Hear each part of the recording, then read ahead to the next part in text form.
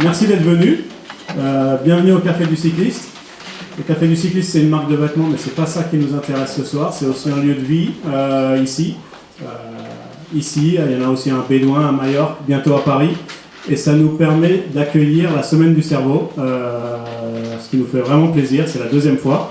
La recherche en neurosciences, un sujet passionnant. On va vous expliquer tout ça. D'autant plus passionnant quand les sujets d'études touchent à nos passions. Nous, nos passions ici, c'est le vélo et le sport. On a la chance ce soir d'avoir des représentants, des ambassadeurs de notre marque, mais qui sont intéressants à d'autres titres. Alexia, donc on ne présente plus. Enfin, si on vous la présentera peut-être, mais je pense que tout le monde la connaît ici, navigatrice. Le trophée Jules Verne avec une équipe de femmes, elle va tout vous expliquer. Et moins connu ici parce qu'il est suisse. Merde, on n'a pas vu de ton prénom. Adrien, pardon. Adrien, si vous faites du vélo et que vous pensez que vous consacrez trop de temps au vélo, ou si vos familles vous disent que c'est trop chronophage, il est là pour vous décomplexer. Parce qu'Adrien, il passe beaucoup d'heures sur le vélo. Nous, ça nous arrange parce qu'il teste nos vêtements. Et c'est intéressant à étudier également pour les problématiques du sommeil. Parce qu'Adrien, il fait des courses où il traverse des continents entiers, donc forcément, dormir ou pas dormir, c'est la question. Voilà, donc on est hyper content d'accueillir la Semaine du Cerveau. Et je passe la parole à Carole, qui va vous en dire un peu plus sur cet événement. Merci. Alors, la Semaine du Cerveau, je pense que pour la plupart, vous connaissez déjà. Je ne sais pas, parce que je vois des têtes d'habitués qui nous suivent chaque année. Cette année, c'est la 25e édition de la Semaine du Cerveau. Alors moi, je suis Carole Rovert, je suis chercheur à l'Institut de pharmacologie moléculaire et cellulaire à Sophie Antipolis, et je co-organise depuis de nombreuses années la Semaine du Cerveau sur la Côte d'Azur. Alors avec Jacques Noël, qui est tout au fond, qui est professeur à l'Université Côte d'Azur, et puis Véronique Marie, qui est aussi à côté, qui est coordinatrice recherche et communication au CHU de Nice. Donc la Semaine du Cerveau, en fait, c'est un événement qui est porté par la Société de neurosciences. Ça a lieu dans une cinquantaine de villes en France, et puis ça a lieu aussi en Europe et au niveau dans le monde. En fait, c'est un événement international et c'est porté sur la Côte d'Azur par le CNRS, l'INSERM et surtout depuis de nombreuses années par l'Université Côte d'Azur, dont le président est ici présent. Et on le remercie pour sa présence malgré son emploi du temps qui est hyper chargé. Et, il dira quelques mots tout à l'heure. Toute la semaine prochaine, alors on l'ouvre aujourd'hui, c'est le 6 mars, dans un lieu que j'adore, grâce à Christophe Rousseau à qui j'ai donné la parole. C'est le Café du Cycliste, c'est la soirée d'ouverture, mais tout au long de la semaine prochaine, de lundi à dimanche d'après, au 16 mars, il y a tout un tas d'événements. Alors ça sera des conférences, du spectacle musical, des débats ciné-sciences, des ateliers scientifiques. Et donc tout au long de cette semaine, les chercheurs, les étudiants, les ingénieurs des laboratoires qui font partie de l'Université Côte d'Azur, de tout le territoire azuréen, se mobilisent pour venir vers vous et puis vous expliquer les dernières avancées en neurosciences. Donc vous avez le programme, vous avez tous le programme avec tous les événements de la semaine. On espère vous voir nombreux tout au cours de la semaine. Et puis cet événement, il a eu lieu parce que Christophe Rousseau, ici présent, m'a contacté il y a quelques mois en disant si on faisait quelque chose ensemble. Et puis donc je vais lui laisser la parole et c'est lui qui va présenter les différents orateurs de la soirée. Merci Carole. Bon, bienvenue à tous. Oui, on remet ça cette année. Il y a 2 ans, on l'avait fait avec toi, Guillaume. Ça avait été un beau souvenir. Ouais. Merci d'être là, c'était super cool. Et on remet ça parce que c'est un bon moment. C'est la convergence de 2 univers qui, personnellement, en tout cas, me plaisent énormément. C'est celui du sport et de l'aventure et celui de la science, celui de la recherche publique. Et vous allez voir que ce soir, ce qu'on aura, on va dire, comme apport au niveau de la recherche et de la science, ça va être absolument fabuleux. Ça me permet de remercier Thomas qui est ici, qui vient de Paris, spécialiste sommeil, Institut du sommeil. Merci d'être là, d'avoir fait le voyage parce que on avait besoin d'un spécialiste et on a été le chercher à Paris. Mais avant tout, je vais laisser la parole à Yannick, donc, qui est président de l'Université Côte d'Azur, mais pas que. On a de la chance de t'avoir, c'est vrai, mais on a doublement de la chance de t'avoir. Tu connais ces lieux d'ailleurs parce que tu as déjà introduit ici un sujet scientifique que le Café du Cycliste continue à exploiter. Qui, je vous le recommande vraiment énormément. C'était un sujet qu'avait introduit Yannick, un sujet de recherche sur le cyclisme et la créativité. Donc il y a tout un des papiers qui avaient été écrits scientifiquement là-dessus et c'est des séries qui se prolongent. Et en tant que spécialiste, on va dire, de la physiologie, spécialiste du sport, tu vas introduire cette soirée, mais tu vas aussi introduire le sujet, alors on te laisse la parole.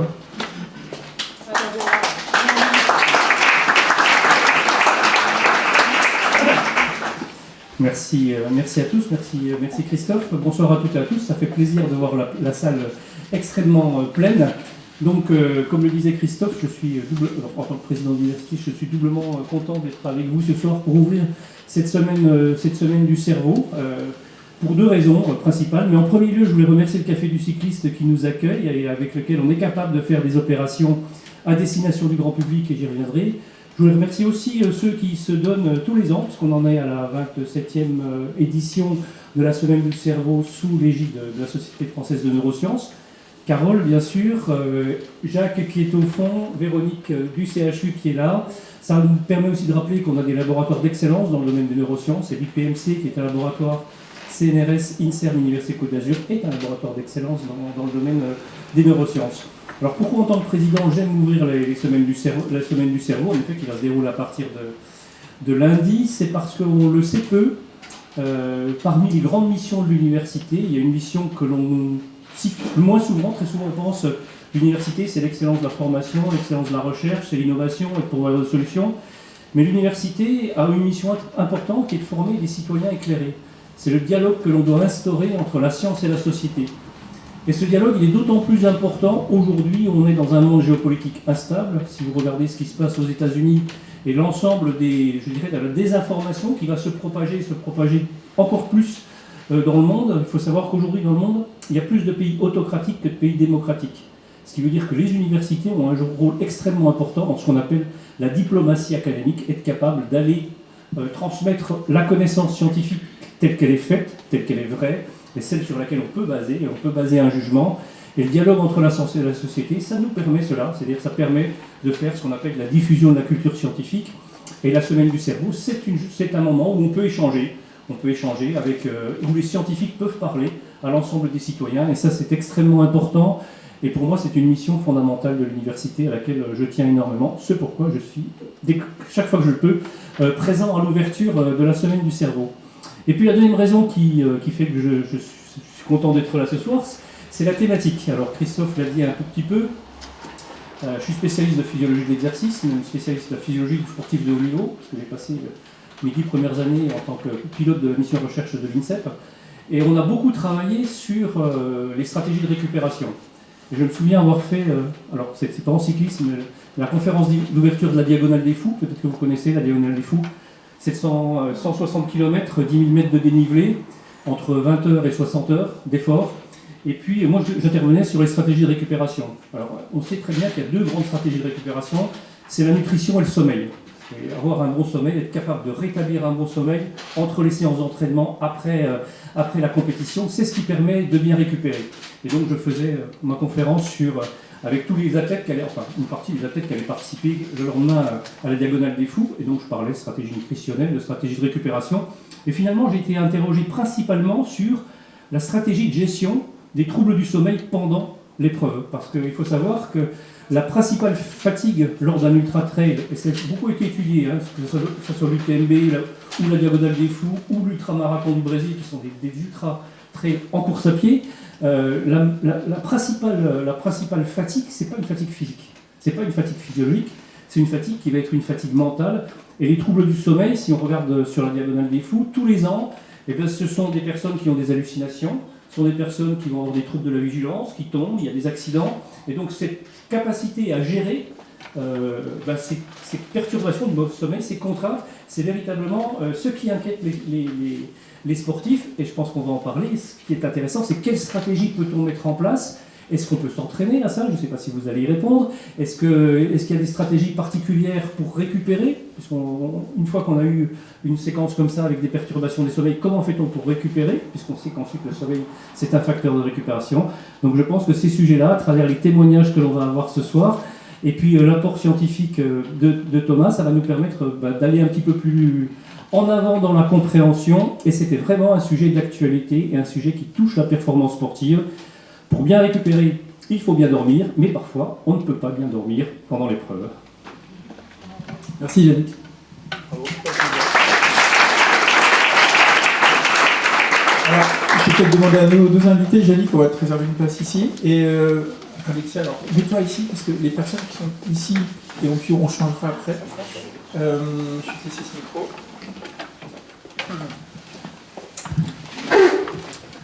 Voilà donc, ça marche à peu près moins bien. 1. Ouais, c'est là. Bon, donc on a vraiment la chance de vous avoir tous les deux. Toi, tu arrives tout droit d'où alors? Parce qu'on était te chercher hier à l'avion. Alors, je reviens de 5 mois de voyage et de compétition en Océanie et en Asie du Sud-Est. Je suis rentré hier de Kuala Lumpur. Donc, j'ai un peu de jet lag.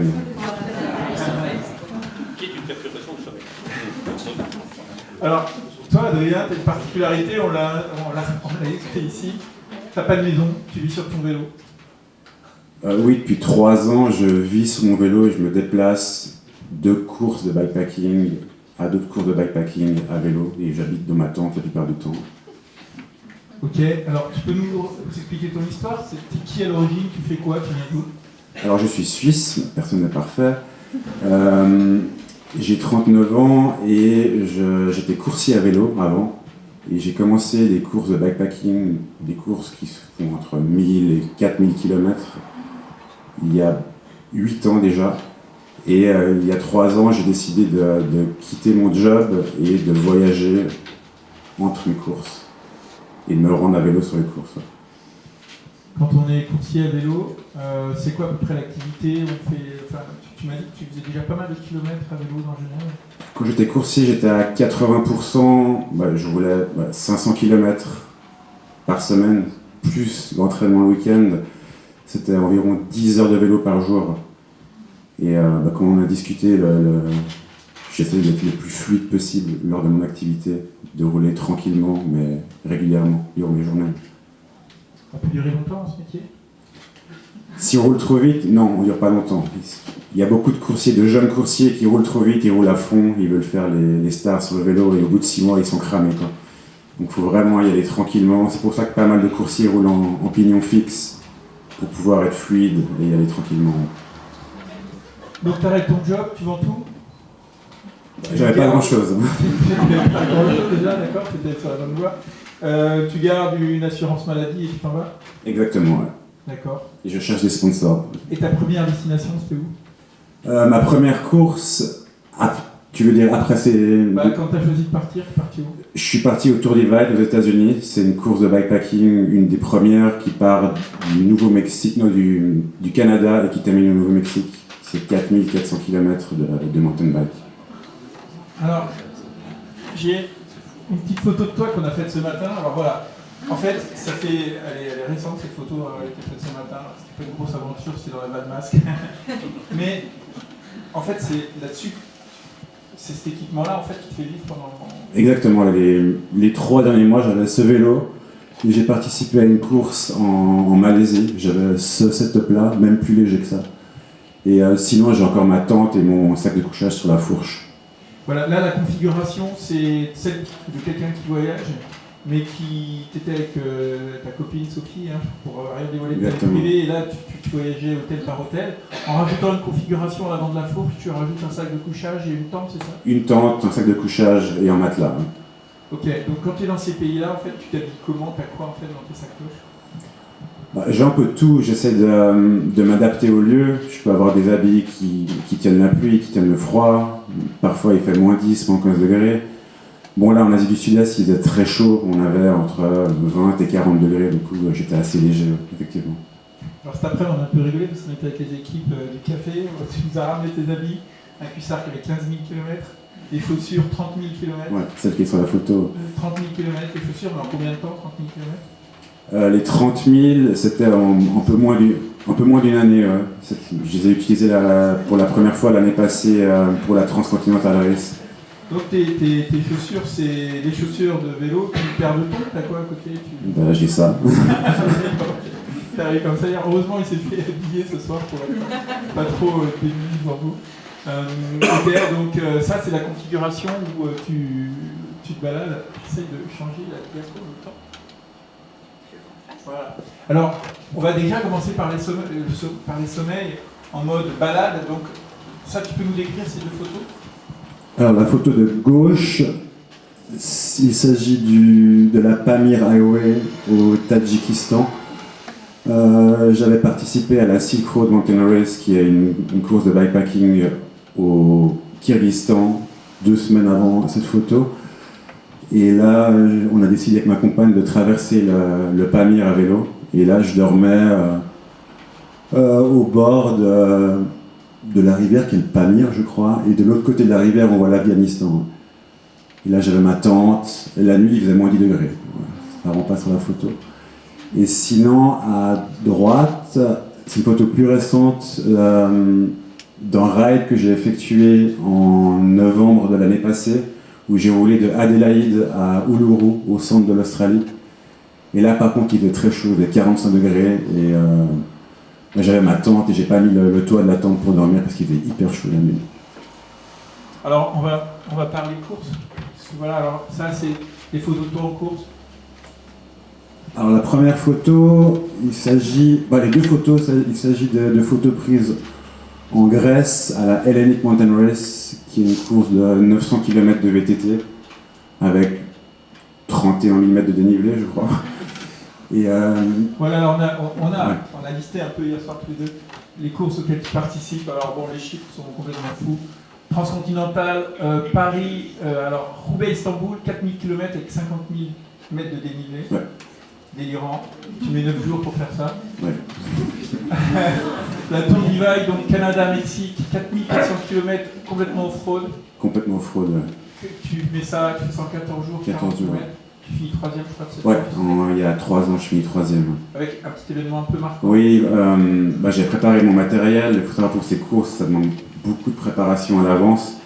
Et malheureusement pour moi, ils ont perdu mon vélo et toutes mes affaires dans l'avion. Je suis arrivé 1 semaine avant la course et 6 jours avant la course, j'ai décidé de lancer, appeler au secours sur les réseaux sociaux. Et un pote m'a amené un vélo de Belgique et les habits, je me suis débrouillé sur place. J'ai acheté des habits, moi on a des habits et puis j'ai participé à la course, quoi. Et mon pote a fini 2e devant moi, du coup. T'étais avec quelqu'un quand même. Ouais. Non, c'est très papa. Silk Road Mountain Race, dont tu nous as parlé tout à l'heure, Kyrgyzstan, 1800 km, 31 000 mètres de dénivelé en 7 jours. L'Atlas Mountain Race, donc Atlas marocain. Exactement. Tu l'as fait plusieurs fois, je crois. Je l'ai fait 2 fois. Ok, ouais. L'idée c'était de le faire en binôme avec un autre gros explorateur il y a peu de temps. Oui, l'année passée, on devait la rouler à 2 avec Steven Le Harrick. Malheureusement, il a craqué dès le début. Et du coup, je l'ai terminé seul. C'était fun aussi. La Rhino Run avec Sophie. Ouais, c'était il y a 3 ans maintenant. C'est une course qui part de Namibie, d'Afrique du Sud et qui termine en Namibie, dans le désert du Namibie. Bon, petite parenthèse, c'est quoi la vie sentimentale de quelqu'un qui est tout le temps sur un vélo?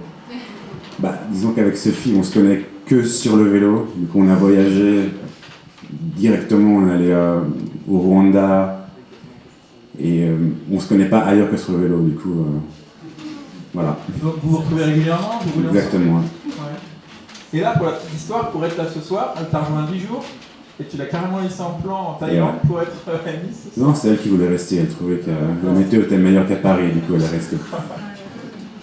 Et puis l'Hellenic Mountain Race, j'essaie de voir le bras, c'est bon, voilà. C'est une course que tu gagnes, c'était la première, c'est une photo qui illustre. Exactement, c'est une course que je gagne il y a 2 ans. C'était la course, l'édition inaugurative de cette course. Ouais, 900 km avec beaucoup de dénivelé. Ouais, c'était un bel événement. Ouais, parce qu'en plus de faire du dénivelé, j'ai pas l'impression que c'est super roulant ce que tu fais. Non, là c'est vraiment du off-road, du VTT, il faut être technique, il faut être réveillé pour lire le terrain. Ok, ça justement on peut commencer à en parler. Le sommeil dans ces courses, puisque voilà, là on a 2 exemples. À gauche, il se passe quoi là? Alors ça c'est durant ma première Silk Road de Kyrgyzstan. Toutes les nuits il fait moins 15 degrés, du coup il va falloir rouler ou dormir par moins 15 degrés. Et là j'étais en 2e position, je suivais mon pote Sofiane qui était en tête, mais j'avais 5-6 heures de retard sur lui dans tous les cols à 4000 mètres. Et là je sentais que j'allais plus très bien et que j'allais pas pouvoir monter mon bivouac pour dormir. Du coup, j'ai fait une sorte de bivouac d'urgence et j'ai dormi 1h30 sous la neige avant de repartir. C'était un lieu assez exposé à 3700 mètres sur le Rabel Plateau, mais j'ai bien fait de dormir ici. Alors, cyclo, prenons cet exemple de course, c'est combien de jours de course? Là, c'était 8 jours. Combien de temps tu dors sur une course de 8 jours? Mais je dors environ 3 heures par jour. Ouais. Je roule 20 heures en étant le plus efficace possible et après je dors en bloc de 3 heures.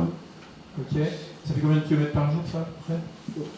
Sur du off-road, à peu près 300, mais sur la route, ça peut aller à 600. Hein.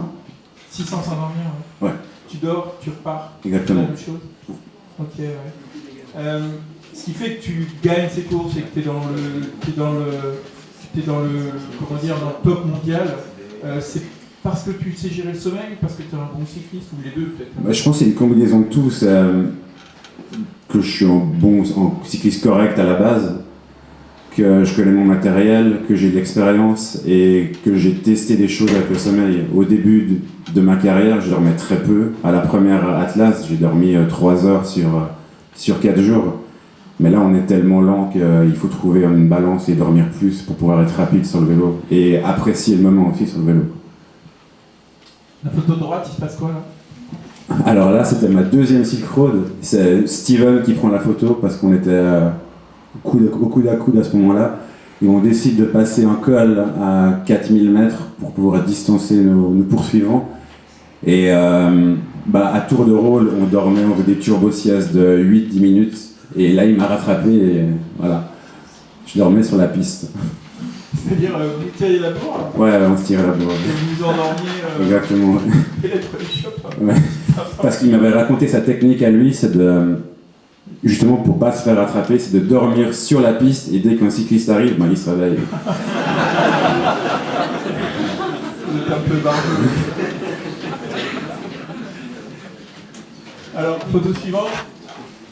Alors ouais, à gauche déjà. À gauche, c'était au Tour Divide. J'avais dormi devant des toilettes et là j'avais trop dormi. Je me suis réveillé après 6 ou 7 heures au lieu de 2 ou 3. Et j'étais un peu en panique, mais la journée d'après s'est déroulée super bien parce que j'ai roulé vraiment plus vite que prévu. Et du coup, j'ai rattrapé mon retard. Hein. Pour expliquer à ceux qui ne connaissent pas, parce qu'on peut suivre les courses, alors peut-être que ça donnera envie à des gens de te suivre, c'est super intéressant en fait. Vous pouvez suivre les coureurs sur l'application, on voit les trackers qui se déplacent. Hein. On voit tous vos trackers, on voit qui est en tête. Donc toi aussi, tu as accès à ça et tu vois qui est devant toi. Je regarde pas trop ça, parce que on va essayer de rattraper des gens et c'est pas une solution. Pour rouler vite, il faut rouler à notre rythme, il faut pas essayer de rattraper les gens. Du coup, c'est une erreur de se regarder. Généralement, je regarde ça après 2 ou 3 jours pour voir où j'en suis. Et après, je m'adapte. Ah ouais. Et ça fait quoi quand tu es dans le dur et que tu te fais doubler justement sur une course là? Généralement, je suis comme à l'avant, je me suis rarement doublé. Mais il faut pas essayer de suivre. Non. Parce qu'il y a des gens qui sont très forts physiquement, qui sont de meilleurs cyclistes et qui vont rouler plus vite. Et il y a pas mal de cyclistes qui craquent même après 4 jours de course. Ok, on va par là. Alors tu m'as dit aussi que tu avais dormi dans un nombre incalculable de toilettes. Ouais. J'essaie toujours de trouver des abris pour dormir. Le meilleur confort on a, et mieux on récupère. Je dors beaucoup dans les hôtels aussi. Si je peux dormir dans les hôtels, je dors dans les hôtels.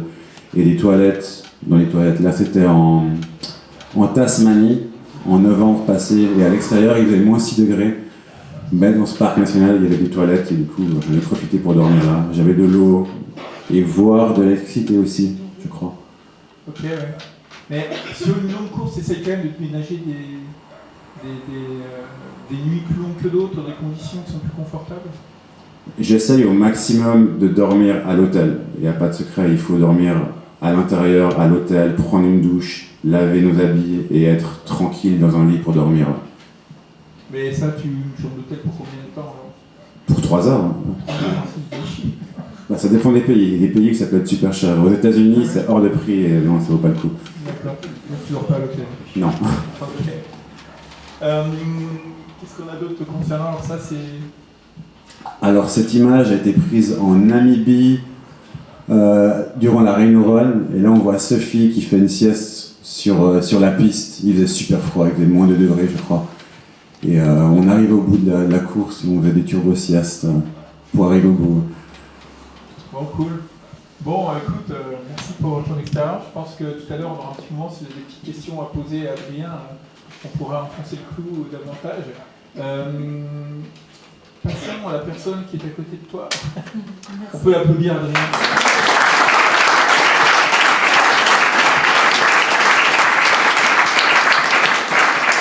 Je suis pas sûr que les personnes qui sont là-bas voient bien. Ah, ouais, vous pouvez peut-être faire une petite rotation. Bah, de toute façon, je suis petite, ils ne verront pas, c'est pas grave. Et voilà. Vous voyez tous.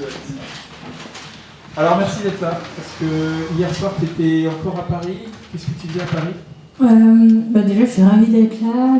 J'adore cet événement et sur le café du cycliste et de revoir des figures des amis ici ce soir, c'est cool. J'étais au Grand Rex où on a présenté notre premier court-métrage sur mon nouveau challenge, The Famous Project, qui est le tour du monde à la voile pour tenter de battre le record absolu de vitesse autour de la planète. Le trophée Jules Verne avec un équipage 100% féminin. Alors là, je suis cool, mais hier soir j'avais trop les chocottes, il y avait 1400 personnes, j'avais les genoux qui claquaient comme dans les dessins animés. Ouais. Mais c'était un moment très émouvant et vraiment chouette. En tout cas, merci d'être là. Alors on va parler d'un événement majeur dans ta carrière, c'est celui-ci. Tu nous racontes un peu? Le Vendée Globe, je pense que beaucoup de gens ici ont suivi le Vendée Globe cette année. Moi, j'ai fait celui d'avant, en 2020, alors vous étiez confinés pendant que nous faisions le tour du monde à la voile en course. C'était une expérience incroyable et aussi un rêve de petite fille, parce que j'avais décidé à 12 ans que j'allais faire le Vendée Globe. Bon, je l'ai fait à 40, ça a pris un peu de temps. Et j'ai mis 111 jours pour faire ce tour du monde, avec le plus vieux bateau de la flotte et avec aussi, je m'étais rajouté des missions. J'ai rapporté des données sur l'eau pour les scientifiques, donc j'avais des capteurs qui prenaient des datas toutes les 5 secondes et à peu près 100 000 enfants qui suivaient le bateau à travers la planète, à travers un programme pédagogique. Donc c'était une très belle aventure. 111 jours en mer, sans voir un seul être humain et une seule fois la Terre, le Cap Horn. Ça, c'est vraiment unique. Alors, on dort comment quand on est toute seule sur un bateau? Ça dépend du format de la course. En fait, avant le Vendée Globe, j'ai fait par exemple la solitaire du Figaro, où ce sont des épreuves courtes qui peuvent durer entre 2 et 4 jours. Et là, on peut jouer le jeu de ne pas dormir, ou presque. C'est-à-dire, on peut, pendant une course sur 2 jours, on peut ne pas dormir du tout. Sur 4 jours, ça passe pas, c'est chaud. Je me souviens d'une étape de la solitaire du Figaro où j'ai dormi 3 fois 8 minutes au total sur les 4 jours. Et j'ai perdu ma lucidité en fait, et je l'ai su comment, à part le fait qu'on est un peu dans un état où on se sent un peu dans le coton, voilà, on n'a pas les mêmes réflexes, la même lucidité, mais ce qui m'est arrivé, je suis arrivée de cette étape, j'ai super bien marché, et la médecin de course, elle vient me voir, elle me dit Alexia, ton bras il est trop bizarre. Et en fait là je me suis souvenue, j'ai eu un flash, que je suis tombée dans le bateau, je me suis fracassée parce qu'il y avait une vague.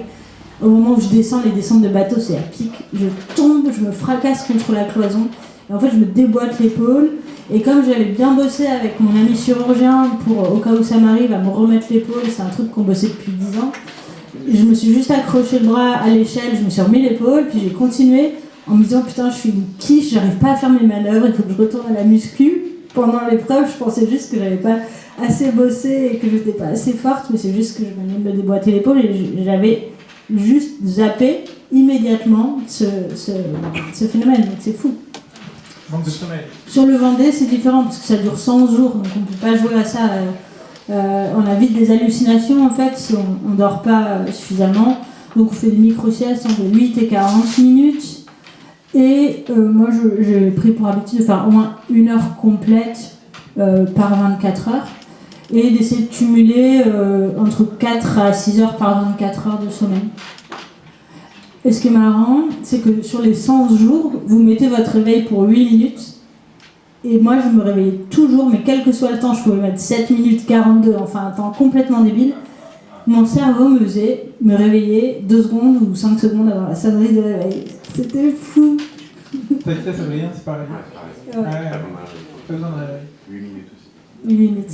C'est pas mal, 8 minutes. Pourquoi 8 minutes? Je sais pas, parce que avec l'expérience, si tu veux, j'ai trouvé que c'était le temps le plus court pour récupérer suffisamment. Je peux aussi faire moins, mais moins je prends le risque en fait d'être vraiment mal. Si je dors 3 minutes, je me réveille complètement groggy.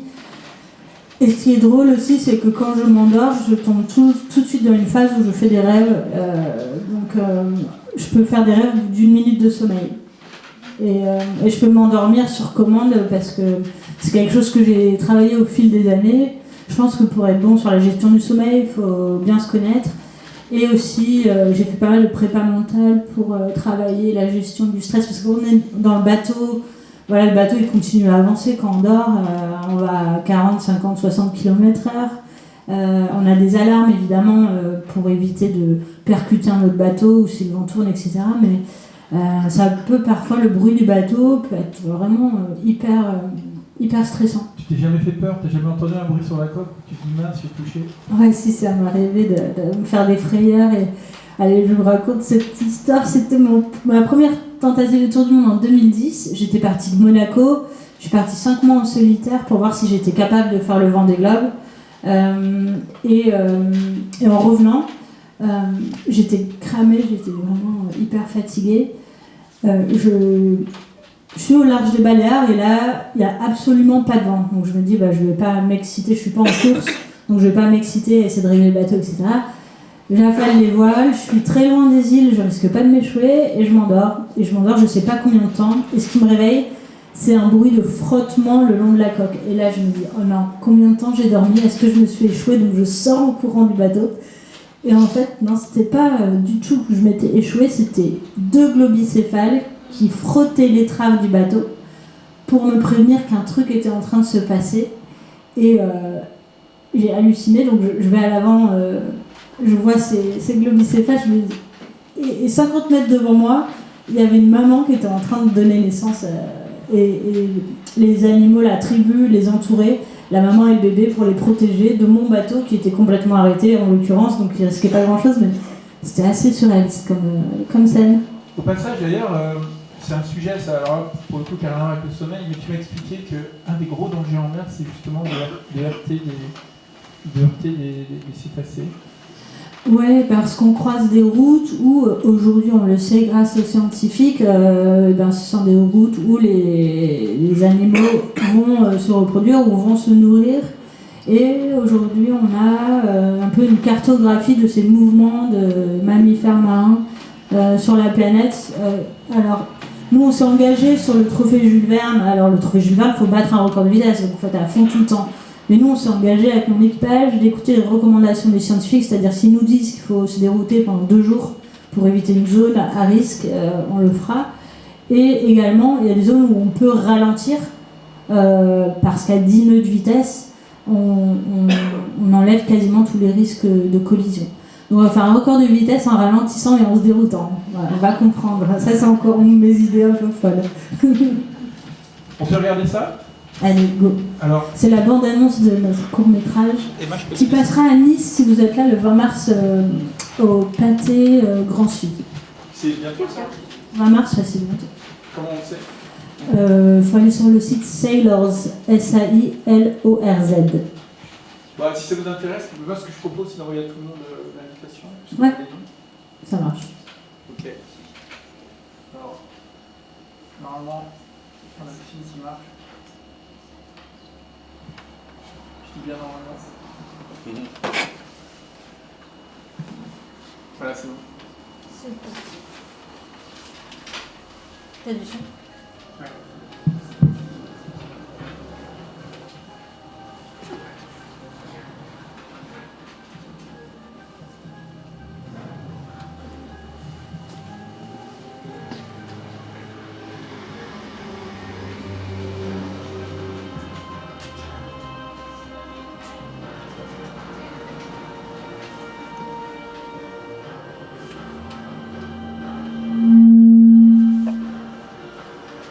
Ça marche pas. Oui, plus sur le côté.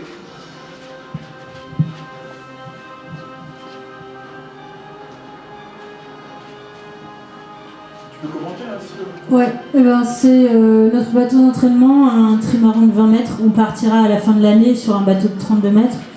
Ça fait 25 ans qu'il n'y a pas eu de femme sur le trophée Jules Verne. La dernière à avoir tenté le coup, c'est Tracy Edwards.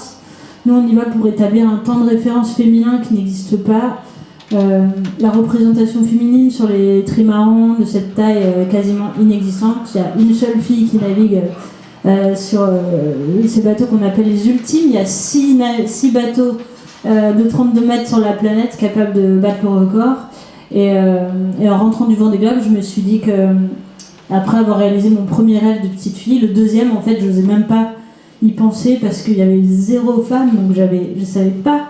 C'est comme si vous me dites je vais marcher sur la lune, mais alors là, je sais pas du tout comment m'y prendre.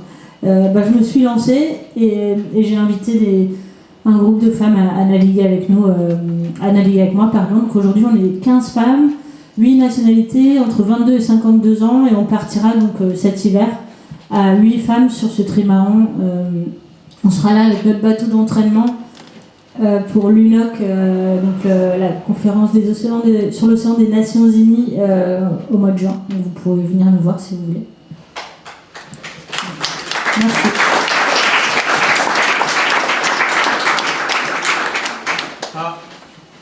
C'est le bateau d'entraînement, ça? C'est le bateau d'entraînement. Que le bateau d'entraînement, donc l'autre est encore plus gros. L'autre est beaucoup plus gros. La particularité de notre bateau, c'est qu'il a gagné 3 fois la Route du Rhum. Pas celui-là, mais celui-là a gagné aussi beaucoup de courses. Mais il a gagné 3 fois la Route du Rhum et 3 fois le trophée Jules Verne. La particularité, c'est qu'il a été construit en 2007, donc c'est un vieux bateau. Mais il connaît bien la route, il est costaud. Et par contre, il n'y a pas de protection. À l'extérieur, il n'y a pas de cockpit, donc on va être vraiment exposé aux éléments en continu. Et à l'intérieur, pour vous faire rêver, évidemment, il n'y a pas de douche, pas de toilette. La cuisine, c'est un petit réchaud, comme celui peut-être qu'utilise Adrien. Et tu utilises un réchaud? Non. Bon, ça sert à rien. C'est trop lourd. Et on a 3 bannettes, donc 3 cadres en carbone avec une toile dessus pour 8 navigatrices. Donc on tourne pour dormir. Et là, la gestion du sommeil, ça va être encore un sujet, parce que ce bateau, il va extrêmement vite. Donc c'est un bateau qui peut se retourner si on fait une erreur. Alors qu'un bateau du Vendée Globe, au pire, on se couche sur l'eau, c'est pas grave. Mais retourner un trimaran de 32 mètres, là, ça, c'est très grave. Donc il y a une dose en plus de stress à gérer. Moi, j'ai eu la chance de monter avec toi sur ce bateau quand il y a un jour où il y a eu un peu de vent. Ça monte à combien, ces bateaux? La vitesse maximum, on a fait 42 nœuds, ça fait à peu près 80 km/h. Ouais, impressionnant quand même. Ouais. On cherche le frein à main, mais il n'y en a pas. Parfois, on a un peu peur. Ça, c'est toi en mer? Ouais, c'est vrai qu'on est exposé, comme on n'a pas vraiment le moyen de se reposer complètement, il faut être attentif à la gestion de son énergie pour ne pas se mettre dans le rouge. Parce que le moment où on perd sa lucidité, c'est là où on devient moins performant, mais ça doit être pareil pour toi aussi, Adrien. Et aussi bien gérer sa nutrition pour éviter de se mettre dans un état où on va s'endormir trop facilement parce qu'on a mangé trop ou on a mangé les mauvais aliments. Et l'hydratation aussi super important pour pouvoir bien tenir le coup. Et après, quand on rentre de course, moi, il me faut le temps de la course en temps de récup. En fait, donc le Vendée Globe, c'était différent parce que je m'étais fracturé le dos, donc ça a pris un peu plus de temps. En fait, j'ai fini le Vendée Globe, je pouvais pas marcher. J'avais 10 jours avant l'arrivée, je suis tombée dans le bateau sur une pièce en plastique et je me suis fracturé l'apophyse transversale, donc c'est un petit os qui tient les côtes là, dans le dos. Et bref, et du coup, j'ai mis plus de temps à récupérer. Mais autrement, si je fais une course d'une semaine, il faut une semaine pour récupérer. En dormant beaucoup. Ils sont où les bateaux en ce moment? Limosa, notre bateau d'entraînement, est à Canet-en-Roussillon, à côté de Perpignan. Et Idexport, le bateau utilisé pour le record, est à La Trinité-sur-Mer. Il y a des chances de les voir ici? Idexport, non, on va rester en Atlantique, mais si vous roulez à vélo par là-bas, c'est pas très loin. Passez nous voir, mais à Canet-en-Roussillon, si vous nous suivez sur les réseaux sociaux, vous pouvez voir où on s'entraîne et quand. On communique sur notre calendrier assez régulièrement. Là, quand tu vas venir pour le sommet, il sera où le bateau? On sera garé au ponton au quai des ferries, de Corsica Ferry là-bas. On sera 3 trimarans. Je pense qu'on sera les plus grands. Et surtout, on va faire des ateliers pédagogiques à Villefranche, à la Citadelle, avec mon association Format et Planète. Et grâce au Café du Cycliste, on produit un film de réalité virtuelle sur l'océan pour permettre aux enfants qui n'ont pas la chance de voir la mer, d'aller sur l'eau ou sous l'eau, de naviguer à nos côtés, d'aller voir les fonds sous-marins, les coraux, parler des différentes ressources de l'océan. Donc on va avoir tout cet atelier pédagogique pour les enfants, mais aussi pour les plus grands. Donc on sera ravis de vous accueillir.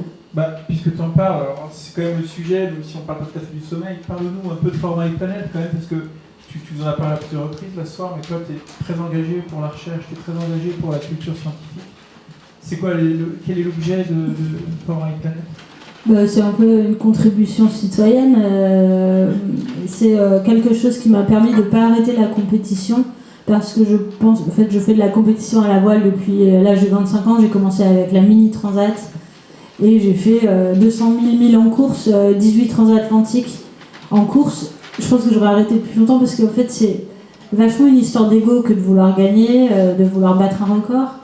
Et grâce à Format et Planète, quand je suis sur mon bateau, je sais que je sers à autre chose que seulement à assouvir mes désirs de compétition. Et je me suis donc associée avec des programmes européens de recherche et d'observation sur l'océan. Donc tous mes bateaux de course sont équipés de capteurs et on ramène des millions de données chaque année aux scientifiques. Ce qui est intéressant pour eux, c'est qu'on va dans des contrées qui sont absolument inhabitées, où il n'y a pas de données, comme dans le sud de l'Indien ou le sud du Pacifique. Les seules données qu'on a, c'est celles des satellites, et pour qu'elles soient exactes, il faut pouvoir aussi les étalonner de temps en temps avec des données in situ. Donc on travaille là-dessus, et avec les enfants, avec 100 000 enfants toujours qui sont aux Philippines, en Inde, aux États-Unis, en France, partout en Europe, qui suivent nos programmes. Tu es super engagé aussi pour les enfants, je ne sais pas s'il marche, tu es super engagé aussi avec les enfants du sport UNSS.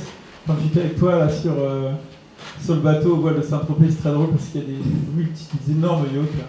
On passe au travers d'équipages qui sont en train de lustrer les bateaux. Et donc tout le monde se tourne quand même les yeux vers ton bateau, parce que c'est un bateau de course, c'est pas vraiment le lieu où il y a des bateaux de course, c'est voilà. Et à bord, il y a une bande de gamins, ça crie dans tous les sens, ça s'amuse. C'est quoi le délire? Le délire, c'est d'être sérieux sans se prendre au sérieux. Ça veut dire que notre bateau, il est hyper sérieux, c'est un des bateaux les plus rapides au monde. Et ça ne veut pas dire qu'on ne peut pas le rendre accessible à des publics qui n'ont pas accès à ce genre d'expérience. Donc d'inviter les gamins de l'UNSS, c'est l'Union nationale du sport scolaire. On choisit ceux qui ne sont pas à côté de la mer. Pour certains qui n'ont jamais vu la mer, on les met au voile de Saint-Tropez sur le trimaran qui va le plus vite de toute la baie, et on leur demande de tourner les manivelles. Et sur les autres bateaux, c'est des bateaux de milliardaires, des voiliers magnifiques de 40 mètres, il n'y a que des molosses qui sont payés 3 000 € par jour, hyper sérieux, lunettes de soleil, habillés en noir. Et nous, on arrive, il n'y a que des filles et des gamins, et on rigole, et voilà. Ok, pour finir, ça c'est toi. Et ça, c'est en mode confortable, c'est quand je peux me mettre dans ma banette. Donc je vous disais tout à l'heure, on a 3 bannettes pour 8 navigatrices, avec Captain Planet, quand même, autrement j'ai peur de dormir sans mon nounours. Ça, c'est le meilleur des cas. Dans le pire des cas, on dort par terre sur un pouf, un sac de billes, ou par terre quoi. Et parfois par terre dehors, et par terre sur le trampoline, et on se fait mouiller, mais parfois on n'a pas l'opportunité de vraiment aller se coucher. Si ça veut dire on ne peut pas se déshabiller, on doit rester avec le harnais, le gilet, mais on sait qu'il faut absolument prendre les 3 minutes qu'on a devant nous pour essayer de dormir, ou les 5 minutes. Donc on dort là où on peut et comme on peut. Souvent on dort tout habillé, en ciré, surtout en solitaire, pour être prêt à bondir et aller manœuvrer s'il le faut. Les 3 minutes de sommeil, ça change quelque chose? Ouais, ça change, même si parfois le réveil fait mal, quoi. C'est désagréable, mais on arrive à se régénérer quand même avec des petites siestes. On posera la question à Thomas tout à l'heure, parce que 3 minutes, ça paraît sur une journée, ça paraît... Inutile, mais tu nous expliqueras ça. Derrière, une petite photo de toi pour finir. Ah ouais. C'est un peu de vélo. Ouais, je fais du vélo. Bah, du coup, je vais me mettre à l'ultra parce que je suis assez bonne en micro-sieste. Bon, je suis vraiment nulle à vélo par contre, alors je passe ce côté-là. Ouais, rouler, ça me permet de faire ma prépa physique, mais aussi de retrouver un peu cette sensation que j'ai en bateau, c'est-à-dire que je décide où je veux aller, même à la dernière minute, je peux tourner à gauche, à droite, rouler avec des amis, rouler seul. Et pour moi, quand je suis à terre, j'ai vachement de mal à vivre dans tout ce bourdonnement de la société. Ça me permet d'aller respirer un petit peu, en fait, de prendre mon vélo. Et tu m'as dit que tu avais une prépa physique là-bas à base de Alpha Ironman, c'est bien ? Ouais, à vrai dire, je me suis mise au triathlon parce que j'arrivais pas à suivre mon programme de prépa physique.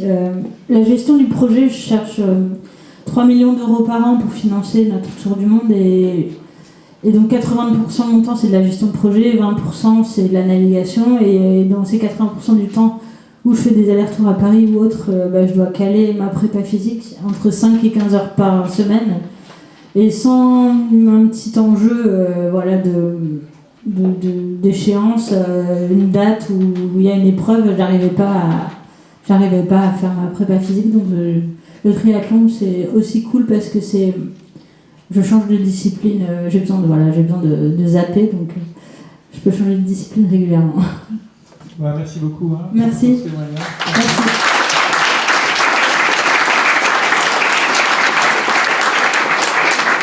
Bon, il est temps de débriefer tout ça maintenant. Alors, on a un spécialiste avec nous. Thomas, à toi de jouer. Prends cette chaise, ouais. Merci d'être tous ici.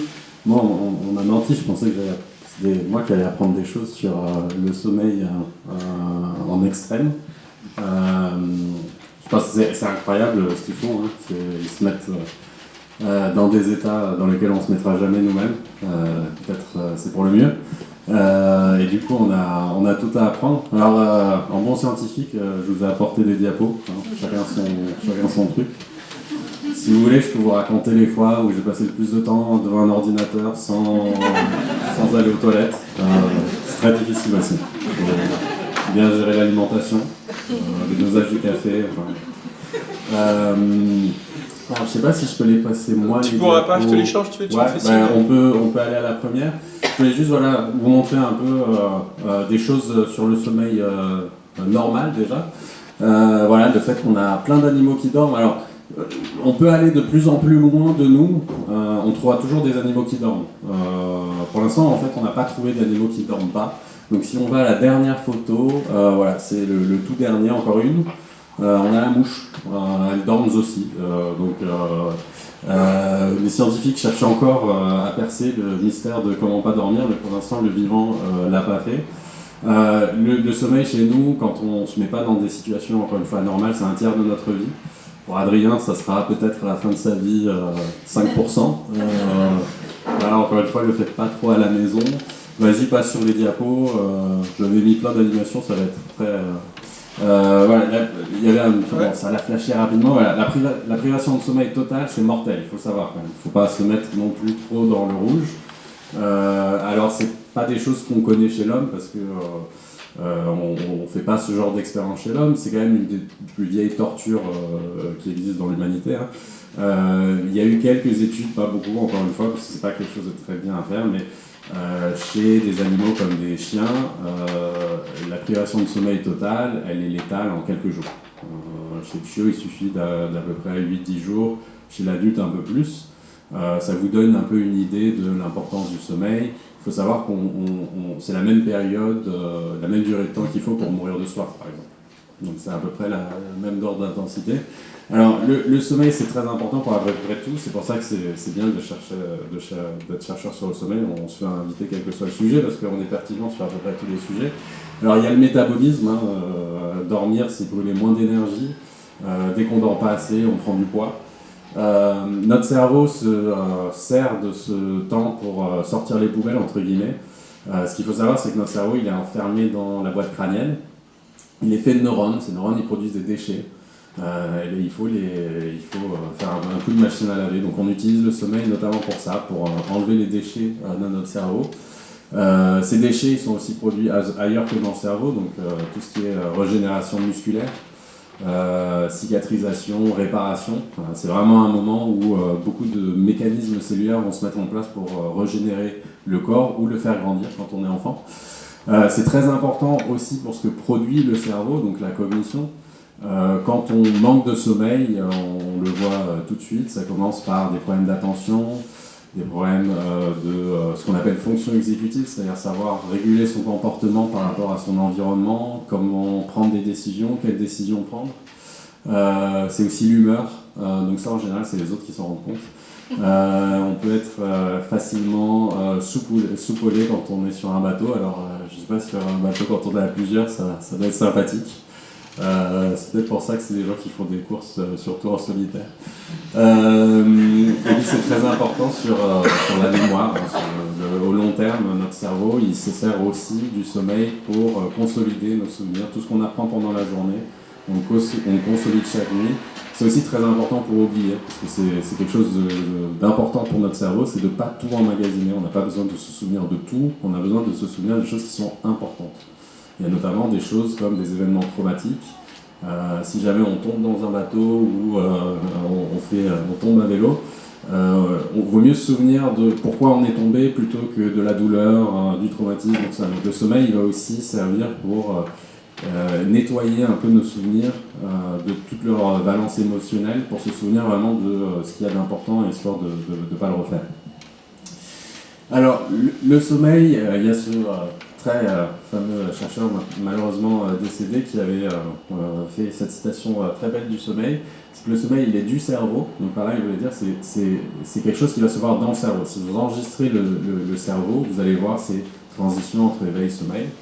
Il est pour le cerveau, donc il y a cette idée que c'est une fonction qui va surtout servir le cerveau. On dort parce qu'on a un cerveau. Et il est par le cerveau, parce que c'est le cerveau lui-même qui a la commande du sommeil. Vous avez ici, je vous ai mis, alors ils ont plein de noms latins ou barbares. Vous avez plein de petites structures à l'intérieur de votre boîte crânienne, dans ce qu'on appelle le tronc cérébral, donc c'est vraiment la base du cerveau. C'est la partie aussi qu'on partage le plus avec les autres espèces animales. Vous avez des petits noyaux qui vont vraiment contrôler votre capacité à être endormi ou à être réveillé. Vous détruisez ces noyaux, en général, vous pouvez aussi supprimer le sommeil ou l'éveil. Ces noyaux, ils font aussi plein d'autres choses qui sont impliquées dans vos fonctions vitales. Donc en général, on meurt tout simplement aussi. Mais il y a plein de façons de dérégler le sommeil. Et on utilise souvent, en médecine du sommeil, en fait, le sommeil comme un indicateur de qu'est-ce qui ne va pas dans le cerveau. C'est-à-dire que quand on observe des transformations du sommeil, notamment quand on vieillit, nous, ça nous permet de savoir quel noyau cérébral est affecté, puisque en fonction de la modification du sommeil, on va pouvoir voir que c'est telle composante, telle autre. Donc regardez aussi votre sommeil, le sommeil de vos proches. C'est souvent, comme on dit, le canari dans la mine ou le saumon dans la rivière. Quand le sommeil se détraque, c'est qu'il y a peut-être quelque chose de très important qui est en train de se détraquer. Juste pour vous donner un exemple, ça affecte surtout les hommes et les hommes âgés, mais quand on a des gens qui commencent à bouger beaucoup pendant leur sommeil et avoir des comportements violents pendant leur sommeil, on sait qu'on peut avoir une évolution vers une maladie de Parkinson dans les 7 ans. Donc on a 7 ans pour anticiper la chose. Et quand je dis bouger pendant le sommeil, c'est pas juste parler de tout ça, c'est des gens qui peuvent vraiment retourner leur chambre, se faire mal aux autres, etc. Alors qu'est-ce qui se passe pendant qu'on dort? Comme je vous disais, c'est fabriqué par le cerveau. Donc nous, ce qu'on va essayer, c'est d'enregistrer l'activité du cerveau. Alors le cerveau, il est fait de beaucoup de cellules, mais un type de cellule qui nous intéresse beaucoup, c'est bien évidemment les neurones. Et ils ont une propriété tout à fait particulière, c'est des cellules électriques. Elles produisent des champs électriques. Alors ces cellules électriques, dans certaines parties du cerveau, elles sont organisées de façon géométrique, donc ils sont tous alignés. Notamment au niveau de votre cortex, donc c'est la partie qui ressemble un peu à un chou-fleur et qui est la plus superficielle. Ces neurones sont alignés et ils produisent des champs électriques qui sont eux aussi alignés, et donc ces champs électriques se somment. Donc au niveau d'un neurone, ces champs électriques sont minuscules, Mais additionnés les uns aux autres, en fait, on va arriver à les enregistrer au niveau de la boîte crânienne. Si tu passes là, voilà. Nous, on va mettre une petite électrode, donc c'est juste une petite pièce de métal avec un petit gel conducteur, et on va pouvoir enregistrer, donc, à travers les méninges, le crâne, la peau, etc., on va pouvoir enregistrer l'activité électrique de la somme de beaucoup de neurones ensemble. Donc, pour vous donner une idée, ce qu'on enregistre, c'est de l'ordre du microvolt. Donc là, quand vous êtes en train de m'écouter, tous vos neurones sont en train de produire des courants électriques. Si on vous mettait des électrodes à la surface de votre crâne, on pourrait les mesurer, et on mesurait quelque chose de l'ordre du microvolt. Un cerveau humain, ça fonctionne sur du 5 watts, donc c'est quand même assez efficace pour ce que ça peut faire. Cette activité électrique, dès qu'on s'endort, en fait, elle va se transformer. Donc si on passe à la diapo suivante, ça c'est une activité d'éveil. Donc en haut, je vous ai mis ce qu'on appelle un électroencéphalogramme. C'est cet enregistrement de l'activité électrique qu'on fait en mettant des capteurs sur le scalp. Et une ligne, ça va être un de ces capteurs. Comme ça n'a pas l'air très impressionnant. La première fois que j'ai vu un électroencéphalogramme, je me suis dit que j'avais surtout jamais utilisé cette technique, parce que contrairement à l'IRM, on ne voit pas de cerveau, on ne voit rien qui s'allume. Ça ressemble à peu près à ça, mais ça nous dit beaucoup de choses en fait. Et ça nous dit que quelqu'un est éveillé. Donc quand on est éveillé, ce qu'on va voir, c'est en fait pas grand-chose à l'œil nu, parce que chaque région cérébrale fait un peu, chacun joue sa partition. Et donc quand vous sommez tout ça, vous avez quelque chose d'un peu bordélique. Quand vous vous endormez, c'est la diapo d'après, vous avez ça. Donc le sommeil, en fait, ça ressemble à une sorte de mer agitée. On a énormément d'activités. Donc quand vous dormez, c'est pas du tout que votre cerveau s'éteint. Au contraire, vous allez avoir la manifestation des plus grandes activités que vous allez pouvoir observer sur une période de 24 heures. Quand vous dormez, votre cerveau va faire ces ondes lentes extrêmement importantes qui traduisent un phénomène de synchronisation. Donc, je vous avais fait la métaphore un peu de l'orchestre. Alors vous êtes réveillé, chaque région cérébrale joue sa partition, fait sa petite musique, et on peut faire du coup tous les morceaux que vous pouvez imaginer. Quand on s'endort, vous allez avoir des rythmes qui s'installent, toutes les régions cérébrales vont osciller entre un état activé et inactivé. Vous avez comme ça des grandes ondes qui vont balayer le cerveau, et pendant quelques centaines de millisecondes, vous allez avoir un cerveau qui littéralement s'éteint. Alors il se réactive, il s'éteint, il se réactive. Mais vous avez ces pauses neuronales qui sont extrêmement particulières pour le cerveau, parce que ce n'est pas quelque chose qui va arriver pendant l'éveil. Pendant l'éveil, vous avez toujours des neurones qui sont actifs quelque part. Quand vous dormez, de temps en temps, vous avez ces moments de pause. Ça ne dure pas très longtemps, mais pour le cerveau, quelques centaines de millisecondes, c'est une éternité.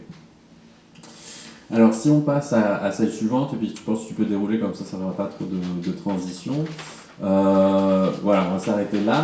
Donc ça, je vous ai représenté ce qu'on appelle un cycle de sommeil. Donc ce qu'il faut savoir, c'est que votre sommeil est fait de cycles. Et ce cycle de sommeil, il commence à peu près toujours de la même manière. C'est-à-dire vous partez de l'éveil, cette activité désynchronisée, puis vous allez avoir ces ondes lentes qui apparaissent, puis plusieurs, etc., jusqu'à ce que votre cerveau ne fasse que des ondes lentes.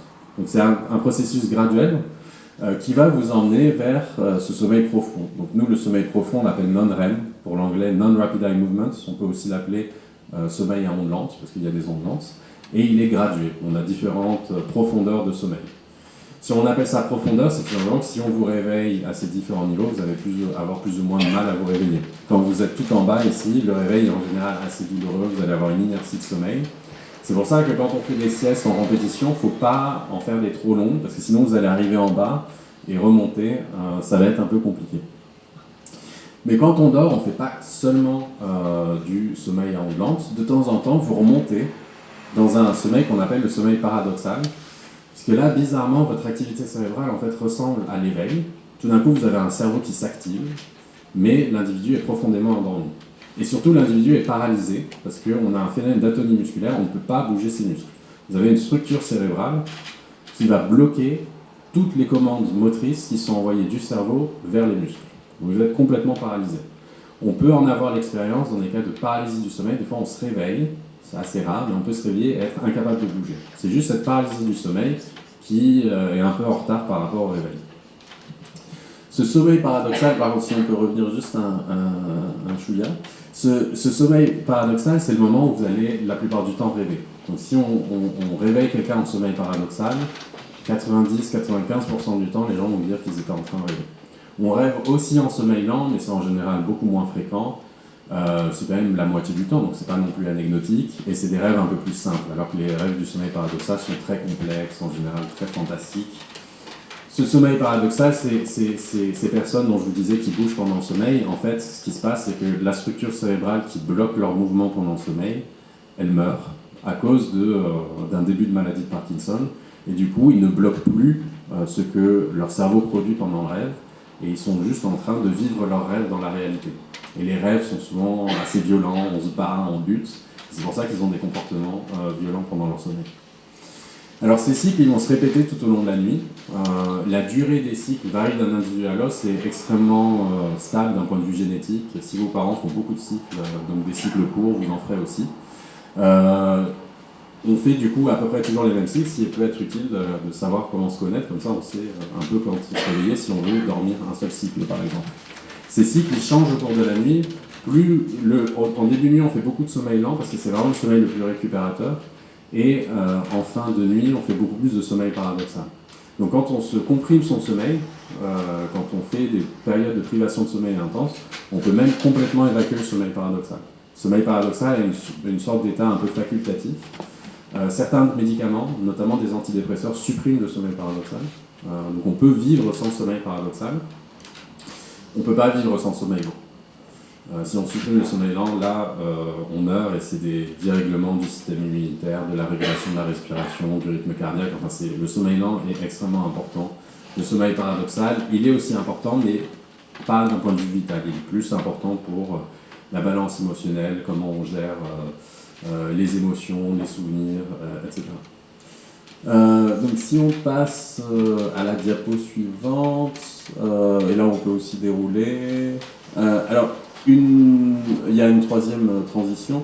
Alors, quelque chose qui est important pour les animaux par rapport au sommeil, c'est que c'est un état de repos qui induit une forme de déconnexion par rapport à l'environnement. Donc quand on dort, le cerveau change son activité et ne porte plus du tout ou beaucoup moins attention à ce qui se passe dans l'environnement extérieur. Et bien entendu, ça peut avoir des soucis, enfin on peut se mettre en danger, ne pas répondre à quelque chose qui se passe dans son environnement, un prédateur quand on est un animal, ou quelque chose qui se passe sur un bateau, ou un cycliste qui vous arrive en plein milieu.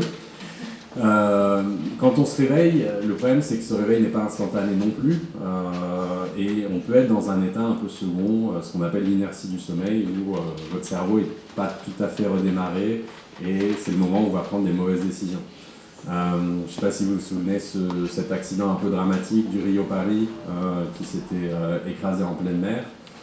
Probablement, en fait, ça serait un phénomène d'inertie du sommeil. Le pilote a été réveillé au mauvais moment en sursaut et on prend des mauvaises décisions et on peut arriver à des accidents dramatiques comme ça. Donc si on continue, voilà, je voulais parler un peu de la flexibilité du sommeil, parce que je vous dis, le sommeil c'est très important, il faut en faire tout ça.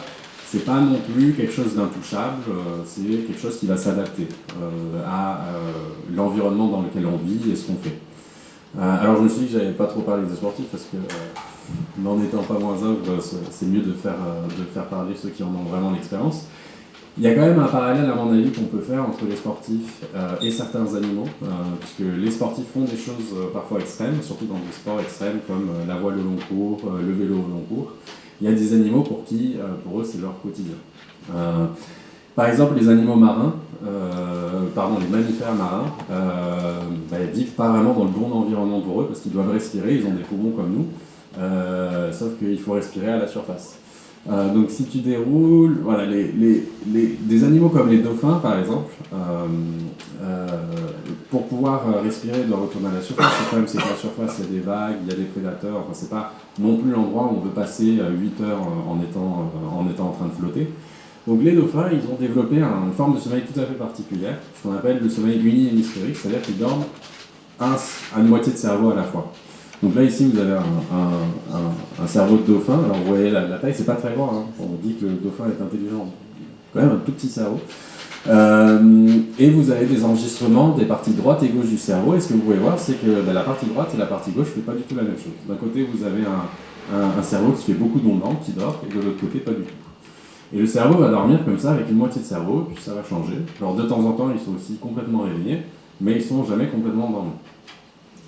Alors ça, c'est la solution que le dauphin a trouvée pour faire ça, mais tous les mammifères marins ne dorment pas de la même manière. Donc je vous ai mis aussi la diapo suivante. Alors ça, si on peut lancer la vidéo, puisqu'on a des apnéistes dans la salle, les lions de mer, eux, ils dorment en apnée. C'est-à-dire que là, vous avez donc là, le lion de mer est passé en sommeil. Donc il ne bouge plus, l'activité change. Donc on a une activité cérébrale qui est très lente. Là, il est passé en sommeil paradoxal, donc il ne bouge plus du tout, atonie musculaire. Et il va descendre comme ça, petit à petit, de plus en plus profondément. Donc malheureusement, je ne vous avais pas le temps, mais là, on est à peu près à 10 minutes de plongée. Et puis au bout d'un moment, le lion de mer se réveille, reprend à nager, puis va remonter à la surface, respirer un coup et recommencer. Donc c'est des cycles comme ça, d'une quinzaine de minutes, où vous avez un animal qui va dormir littéralement en apnée. Donc, je ne sais pas si on peut essayer ça, si jamais. Vous avez aussi les baleines qui dorment en apnée. En général, elles sont comme ça à la verticale avec un œil ouvert. C'est un peu flippant. Alors si on passe à la diapo d'après, on a aussi, après la mer, on a l'air. Donc les frégates. Alors c'est pas pour faire une compétition, on va dire, mais ce petit animal sans équipement, 185 jours, tout seul, 55 000 km et 2 stops. Cumulant 3,7 jours. Là, vous avez alors, comment ils font ça? Ça veut dire littéralement passer des jours et des jours et des jours en vol sans se poser. Vous avez des sternes arctiques aussi qui vont aller entre les deux pôles sans se poser. Alors, la façon dont ils font ça, c'est tout simplement, ils font comme les dauphins, ils dorment avec une moitié de cerveau à la fois. C'est des animaux qui n'ont rien à voir les uns avec les autres, on n'est pas du tout dans les mêmes classes phylogéniques. La nature a trouvé une solution commune à des problèmes communs en passant par des processus de sélection aléatoires. Ça fait partie de la magie de la biologie. Nous n'avons pas de sommeil unihémisphérique, on ne peut pas le faire. Notre cerveau n'est pas équipé pour le faire. Ça ne veut pas dire que notre sommeil n'est pas flexible. Donc si on passe à la diapo suivante, ah non, je voulais juste, parce qu'on a fait la mer, enfin l'eau, l'air, donc la terre, pourquoi pas. Donc juste pour ça c'est une étude très récente, ils ont étudié les rennes, donc sur les diapos d'après. Donc les rennes, il faut savoir qu'ils ont aussi leurs contraintes environnementales, notamment au niveau du cercle arctique, la nuit il fait nuit tout le temps, l'hiver il fait nuit tout le temps, et l'été il fait jour tout le temps, et l'été c'est le moment où ils mangent, parce qu'il faut faire des réserves. Et donc ce qu'ils font pendant qu'ils mangent, c'est qu'ils dorment en fait. Donc c'est des collègues suisses qui sont amusés à mettre, donc si on peut passer sur la diapo suivante, sont amusés à mettre un EEG à des rennes. Donc vous avez le renne éveillé, son EEG il est assez plat, voilà, donc vraiment quelque chose d'éveil. Maintenant vous avez des experts de l'électroencéphalographie du sommeil de l'éveil. En sommeil lent, non-REM, vous voyez ces belles ondes lentes qu'on voit. La trace du dessus, c'est le muscle en fait, c'est voir l'activité musculaire. Et vous pouvez voir quand le renne rumine, c'est comme s'il dormait en fait. En fait, vous avez une sorte de mélange d'activité lente, d'activité rapide. Ils se mettent dans des états un peu seconds. C'est peut-être pour ça aussi que les vaches n'ont pas l'air tout à fait intelligentes quand elles ruminent. C'est peut-être parce qu'elles sont toutes juste en train de faire un petit dodo en parallèle. Donc si on peut passer à la diapo suivante. Alors voilà, notre sommeil à nous, il est flexible. Une de ces flexibilités, c'est parce que le sommeil, ça s'apprend. Alors là, vous pouvez demander, c'est quoi ce truc? Ça, c'est quelque chose de génial. C'est une couverture qu'un papa a fait pour son enfant. Donc, le papa est un peu geek. Et le papa a logué les temps de sommeil et d'éveil de son enfant sur la première année. Donc, chaque ligne, c'est un jour. Et donc, d'une tranche de 24 heures. Et vous avez la première année de vie de la naissance de l'enfant jusqu'à ses 1 an. Et quand c'est blanc, c'est que l'enfant dort, et quand c'est rouge, c'est que l'enfant est éveillé. Et vous pouvez voir, les 6 premiers mois, c'est un bordel pas possible. On dort, on est éveillé, on tète, etc. Et puis petit à petit, ça se cristallise. Vous pouvez voir, vous avez ces 3 phases de sommeil qui se... le blanc, c'est l'éveil. Vous avez ces 3 phases d'éveil qui se mettent en place. Une bonne nuit, 2 siestes, une famille heureuse. chanceuse. Et puis après, si on continuait comme ça, la deuxième année, on verrait une des deux siestes disparaître. Ça serait un moment tragique dans la vie de parents. Et puis quand les deux siestes disparaissent, là, c'est fini, quoi. Donc le sommeil, ça va être quelque chose qui se met en place. Au cours de l'enfance, on va commencer à avoir des cycles réguliers, puis après des cycles de plus en plus stables. C'est des cycles aussi qui se décalent. À l'adolescence, on a tendance à se coucher de plus en plus tard. Alors c'est pas parce que les ados sont fainéants ou qu'ils veulent pas voir leurs parents, c'est juste leur horloge biologique est comme ça. Elle se décale vers le soir jusqu'à 25 ans, et après on fait le chemin inverse. Donc quand on se lève tôt le matin, c'est pas parce qu'on est un héros, c'est juste parce qu'on a une horloge biologique qui fait qu'on se lève tôt le matin. Le sommeil aussi, il va se désapprendre, c'est-à-dire en fin de vie, on a un sommeil qui se dégrade, une qualité qui se réduit, un sommeil qui devient très très léger. On a aussi besoin de moins dormir, tout simplement, donc on se dit mince, je ne dors plus que 5-6 heures, c'est normal. Le cerveau plus vieux a moins besoin de dormir parce qu'il y a aussi moins de besoin d'apprentissage, etc. Voilà, ça c'est une illustration.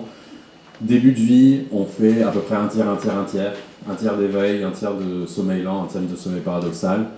Et puis après, à la puberté, le sommeil paradoxal se réduit énormément. La vie adulte, c'est de plus en plus d'éveil, on peut faire la fête, tout ça. Si on passe à la diapo suivante, ça c'est juste pour vous donner un peu des idées quand même de la variabilité du sommeil. Si on regarde par exemple à travers les pays, on ne dort pas du tout de la même quantité. En France, on n'est pas trop mal, on n'est pas non plus très bon, hein, on est plutôt dans le vert. Alors les Australiens dorment beaucoup. Ça peut être bien de faire des courses en Australie, du coup ils vont perdre plein de temps. Par contre, pas faire de courses au Japon parce que eux, ils ont appris, ils sont entraînés, ils dorment pas du tout. Voilà, tout ça, c'est tout simplement des choix de vie. Si vous allez dans le métro au Japon, vous allez avoir plein de gens qui dorment en permanence parce que tout simplement, ils ne dorment pas beaucoup, ils ont des heures de travail extrêmement importantes. En Chine, les adolescents dorment très peu aussi parce qu'ils ont un système éducatif qui leur demande de travailler énormément. On fait des choix de société qui nous laissent dormir plus ou moins. Manquer de sommeil, ça a plein d'impacts sur la santé mentale, physique. C'est aussi des choses sur lesquelles on peut peut-être discuter parce qu'on le payera ou on le paye peut-être déjà à un moment ou un autre. Si on avance, il faut savoir aussi que on ne dort pas, bien entendu, entre les jours de semaine et le week-end, surtout si vous avez un travail comme ça, du lundi au vendredi.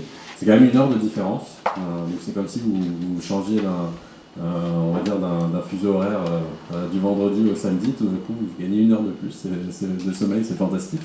Ça a été aussi étudié chez des populations qui vivent, on va dire, dans des environnements pré-industriels, donc sans électricité.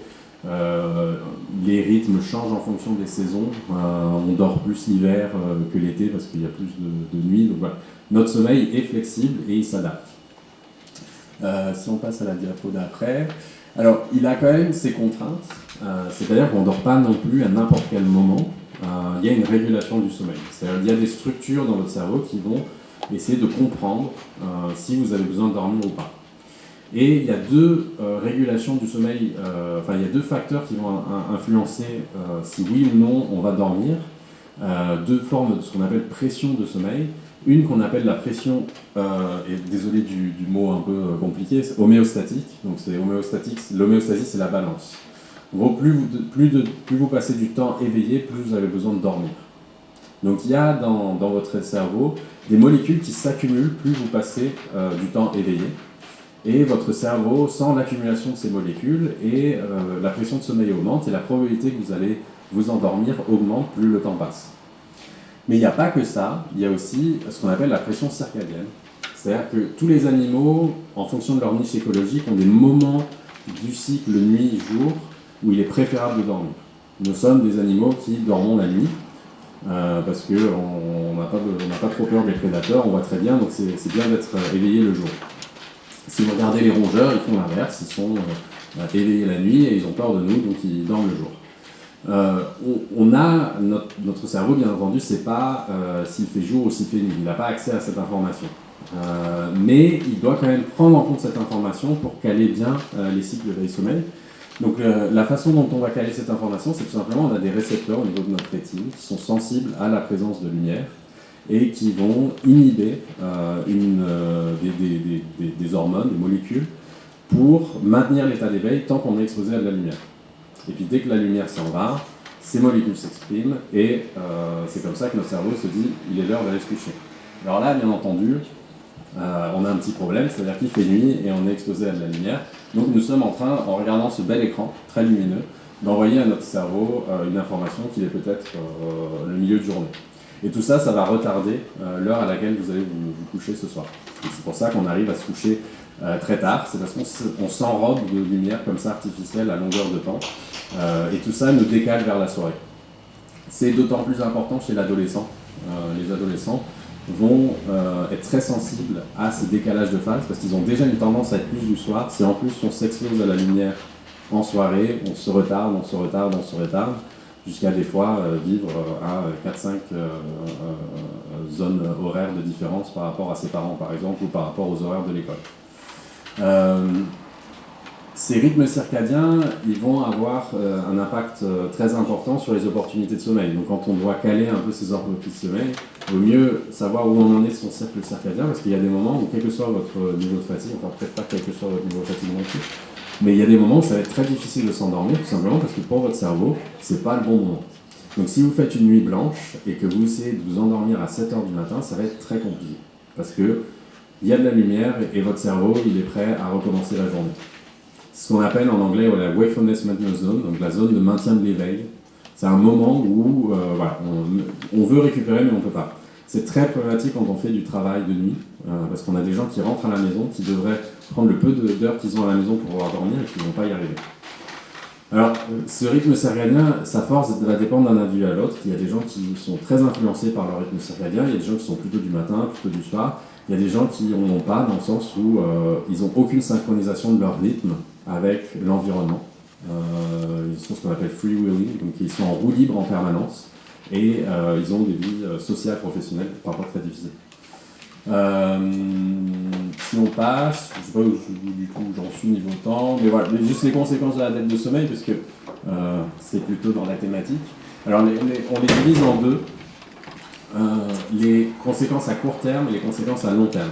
Donc si vous faites une privation de sommeil, il va y avoir des effets quasiment immédiats. Beaucoup sur vos capacités attentionnelles, de concentration, l'humeur, etc. Donc, ce qu'on appelle des transformations cognitives en fait. Votre cerveau va avoir tendance à aller chercher le sommeil même si vous lui imposez l'éveil. Donc tous ces rythmes de sommeil dont je vous parlais ont tendance à essayer de survenir à l'éveil et votre cerveau fonctionne moins bien. Mais après vous avez les conséquences sur le long terme. Donc si on passe un peu sur les diapos, sur le long terme, vous allez avoir... vous allez avoir des conséquences plus physiologiques. Rester éveillé, ça veut dire brûler des calories, ça veut dire avoir un cœur qui bat plus fort, une respiration plus soutenue. Entre guillemets, vous usez votre corps plus vite. Et les gens qui dorment moins meurent plus tôt, pour le dire simplement. Notamment, la privation de sommeil est associée à une augmentation du risque cardiovasculaire, de la prise de poids, donc diabète, etc. Et c'est aussi un facteur de risque pour les maladies neurodégénératives, parce que vous ne prenez pas ce temps précieux de sommeil pour nettoyer, entre guillemets, votre cerveau. Vous continuez à accumuler des déchets dans vos cerveaux, et c'est ça qui provoque des maladies comme la maladie d'Alzheimer, la maladie de Parkinson, de démence, etc. Donc dormir bien maintenant, même si on n'en a pas tous malheureusement l'opportunité, c'est aussi éventuellement s'assurer une belle retraite sur le soleil niçois. Alors là, je vous ai parlé de la lumière, pardon, c'est un peu dans le désordre, mais c'est ce mécanisme dont je vous parlais. Au niveau de la rétine, on perçoit la présence de lumière, donc c'est des récepteurs qui ne sont pas visuels, on ne s'en sert pas pour la vision. Par contre, ils vont être quand même sensibles à la lumière. Ils envoient ce message vers le cerveau de suppression de la mélatonine. Et puis dès que la lumière disparaît, la mélatonine augmente et c'est une hormone dite de sommeil. C'est pour ça que quand on a des difficultés de sommeil, quand on voyage, on dit aux gens de prendre de la mélatonine en fait. C'est juste apporter de la mélatonine au moment, en plus de ce que le cerveau produirait.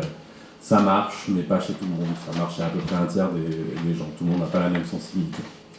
Bien entendu, les perturbateurs circadiens, comme tout ce qui produit de la lumière, vont perturber votre sommeil. c'est pas l'unique moyen dont on se synchronise. La nourriture, les interactions sociales sont aussi des moyens pour notre corps de savoir où on en est dans le cycle veille-sommeil. Alors, quelque chose à mon avis important, et là c'est vraiment, faut voir que c'est des travaux de recherche assez récents. Pendant longtemps, on avait cette vision du sommeil un peu tout ou rien, soit vous êtes éveillé, soit vous êtes endormi. Maintenant, on a de plus en plus de données qui nous montrent qu'on peut avoir des mélanges. C'est-à-dire qu'il y a des moments où votre cerveau peut être entre l'éveil et le sommeil. Ces ondes dont je te parlais, qui sont pendant le sommeil, elles peuvent survenir à l'éveil quand vous êtes fatigué ou dans des cas un peu spécifiques. Ce qu'on appelle le sommeil local, c'est un phénomène d'intrusion de sommeil et il va avoir des conséquences sur ce qui se passe dans votre tête, puisque ça va perturber le fonctionnement de votre cerveau et donc de votre esprit. Donc si on passe à la diapo suivante, par exemple, le somnambulisme, donc ces moments où vous avez des gens comme ça qui vont bouger, un peu comme des zombies, ils font des trucs, on ne sait pas pourquoi, ils vont aller manger quelque chose dans le frigo ou ce genre de choses. En fait, on le comprend à l'heure actuelle comme une sorte de réveil brutal, où votre cerveau va être coincé entre des aires cérébrales qui continuent à dormir, donc qui montent ces ondes lentes, qui sont toujours dans un sommeil, et des aires cérébrales qui au contraire se sont réveillées. Et les aires cérébrales qui sont réveillées, vous les avez ici en rouge, et c'est notamment une bande ici, au niveau de la surface de votre cortex, qui est ce qu'on appelle le cortex moteur. Et c'est pour ça que vous avez tout d'un coup des gens qui bougent, parce que leur cortex moteur est actif. Leur cervelet aussi très impliqué dans le mouvement. Par contre, l'avant de leur cerveau, lui, il est toujours en train de dormir, et l'avant du cerveau, il est très impliqué dans la conscience, le fait de pouvoir prendre conscience de son environnement, de prendre des décisions conscientes, etc. C'est pour ça que vous avez des gens qui sont un peu zombies, qui font des choses un peu bizarres, et qui sont un peu entre leurs rêves et la réalité. Donc après, là, je vous ai mis une vidéo, c'est pas grave si on n'a pas le son, mais c'est un enregistrement comme ça d'un somnambule. Donc c'est une étude qu'on a menée au laboratoire, enfin chez les gens, on avait des caméras de chasse dans leur chambre à coucher qui se déclenchaient quand ils faisaient des moments de somnambulisme. Et vous avez quelqu'un comme ça qui se réveille en sursaut, très certainement dans une sorte de cauchemar, qui va se lever, qui va chercher autour de lui, puis sa compagne de lui, qui essaie de le calmer, lui dire non, tout va bien, et tout d'un coup vous avez une personne qui va commencer à chuchoter. Donc c'est une situation un peu hallucinée où vous avez l'impression d'être attaqué, mais vous êtes quand même conscient de ce qui se passe, vous êtes capable de répondre à quelqu'un autour de vous. Alors, somnambulisme, c'est très différent de ce que je vous parlais de gens qui bougent pendant le rêve. Le somnambulisme, c'est en général assez fréquent chez l'enfant et c'est pas très grave, ça disparaît en général assez vite. Ça peut se maintenir à l'âge adulte, mais c'est pas quelque chose de forcément préoccupant. Sauf si ça augmente, si c'était pas présent et puis tout d'un coup ça augmente beaucoup. Mais c'est tout simplement un réveil un peu brutal où le cerveau va avoir du mal à se réveiller complètement. On a certaines maladies du sommeil qui sont pour le coup elles vraiment spécifiques parce que ça va être des gens qui ont un cerveau un peu particulier où il va manquer quelques-unes de ces briques de régulation du sommeil. La narcolepsie c'en est un, donc c'est des gens qui s'endorment comme ça de façon soudaine parce qu'il y a une régulation de la veille et du sommeil qui fonctionne un peu moins bien que chez l'individu standard. Les gens qui ont de la narcolepsie ont souvent des hallucinations.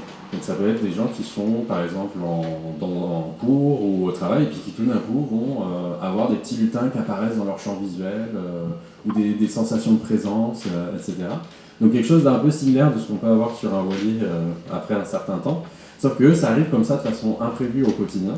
C'est-à-dire que pour un individu normal, avant de se mettre dans une situation où vous avez tout d'un coup du sommeil qui va envahir de façon complètement soudaine votre cerveau, il faut énormément se priver de sommeil. Normalement, on a des centres de la régulation de la veille du sommeil qui font que c'est pas trop soudain, c'est un phénomène progressif, c'est contrôlé. Le sommeil est quelque chose de contrôlé par le cerveau. Chez certaines personnes, c'est pas très bien contrôlé, et donc vous avez ce genre de phénomènes hallucinatoires qui sont identiques à ce qui va se produire quand on fait des privations de sommeil extrêmement importantes. Si on passe la diapo, alors je vais finir par un peu, on va dire la partie santé publique. Combien de temps il faut dormir? Parce que c'est souvent une question qu'on a, mais ça dépend. Ça dépend de l'âge. Donc là, vous avez différentes durées. Alors, les nouveau-nés, ils ont besoin de dormir entre 14 et 17 heures. Donc voilà, ça vous donne. Donc on commence avec quand même beaucoup de besoins de sommeil. Et puis 65 ans et plus, c'est autour de 6-7 heures. Et vous pouvez voir cette quantité de sommeil qui diminue. Alors vous avez aussi le graphe ici qui est un peu plus lisible. Donc c'est tout à fait normal quand on vient de dormir moins. Il ne faut pas trop se préoccuper parce que tout d'un coup on dort moins. C'est un processus normal, on a juste moins besoin de dormir. Vous pouvez voir qu'il y a une variabilité qui est assez importante. À l'âge adulte, il y a des gens qui ont besoin de dormir 10 heures et il y a des gens qui ont besoin de dormir, on va dire, 7 heures. Bizarrement, surtout dans certaines professions comme hommes, femmes politiques, vous avez beaucoup de gens qui vont vous dire qu'ils dorment très peu. On a rarement vu un homme politique se vanter de dormir 12 heures par nuit. C'est pas forcément une bonne idée. Il y a des gens qui peuvent vraiment avoir besoin de dormir que 5 heures, mais il y en a peu. Il y a surtout beaucoup de gens qui se forcent à dormir 5 heures, avec toutes les conséquences que ça peut avoir sur les prises de décision notamment. Là, c'est le truc le plus intelligent qu'on ait pensé en tant que société, de se dire que les gens qui ont accès à la bombe nucléaire soient ceux qui dorment 5 heures par nuit. Mais bon, on en est à cet état-là. C'est assez marrant de voir que beaucoup de sportifs n'ont aucun problème à dire qu'ils dorment beaucoup. LeBron James dort 12 heures par nuit, et lui, il trouve ça très bien. Et tout le monde trouve ça aussi très bien. Donc, il y a certaines professions, on a l'impression que pas dormir, c'est bien. C'est des âneries. Tout ce qu'il faut, c'est être bien réveillé pendant la journée. Si vous voulez savoir si vous dormez assez ou pas, juste regardez pendant la journée. Et si vous n'avez aucun problème de somnolence, si vous êtes pas, il n'y a pas des moments où vous luttez contre le sommeil, c'est que vous dormez assez. S'il y a des moments où vous luttez du sommeil pendant la journée, c'est que vous ne dormez pas assez. C'est aussi simple que ça. Si on passe... Voilà, ça c'est ma fille. Alors dormir, c'est pas seulement quelque chose qui se passe, enfin le bon sommeil c'est pas quelque chose qui se passe seulement pendant la nuit, c'est aussi quelque chose qui se passe pendant la journée. L'alimentation, l'activité physique ont des conséquences sur le sommeil et vice versa. C'est des choses qui s'entremêlent en permanence. En fait, il y a une raison biologique pour ça, c'est-à-dire que les centres de régulation du sommeil ont aussi des fonctions de régulation de l'alimentation, de l'activité physique. Donc c'est tout simplement les mêmes régions cérébrales en fait qui vont commander ces deux choses. En fait c'est quelque chose de tout à fait intéressant qui arrive en ce moment en médecine du sommeil. On est en train de découvrir plein de nouveaux médicaments pour traiter le sommeil, qui ne sont pas des découvertes de nouvelles molécules, qui sont de recyclage de molécules qui sont en général utilisées pour les troubles alimentaires. Et on est en train de se rendre compte qu'il y a plein de médicaments qui ont été utilisés pour les troubles alimentaires qui en fait ont des effets extrêmement bénéfiques et extrêmement efficaces sur la régulation du sommeil, parce qu'ils ciblent exactement les mêmes structures. Et quand vous regardez les troubles alimentaires et les troubles du sommeil, en général, ils sont extrêmement liés. Donc on peut optimiser son sommeil en travaillant sur l'éveil, en travaillant sur l'alimentation. On peut trouver plein de conseils en ligne, je ne ferai pas la liste. Ah oui, parce qu'on m'en avait demandé d'en parler. La technique du sleep banking, ça c'est aussi quelque chose qui émerge un peu, surtout dans les pratiques sportives. Donc comment se préparer à des phases comme ça où on ne va pas dormir beaucoup. Alors ça peut être des sportifs, ça peut être aussi clôturer les comptes de sa boîte, chacun son aventure. Mais vous pouvez vous préparer à ça un peu à l'avance. C'est tout simplement une expansion de sommeil où on va dormir un peu plus que d'habitude en préparation. Ça permet deux choses. D'une part, on va mieux résister à la privation de sommeil, et d'autre part, on va mieux récupérer. Donc c'est vraiment ce double effet. Alors c'est pas des gros effets non plus, faut pas se dire que c'est pas à la Amélie Poulain, si on dort dans le début de sa vie, on n'a plus besoin de dormir après. Ça marche pas comme ça, mais ça peut aider. C'est pas désagréable de dormir en général. Un autre grand allié de nous tous, du sportif, du non-sportif, du travailleur posté, etc., c'est la sieste.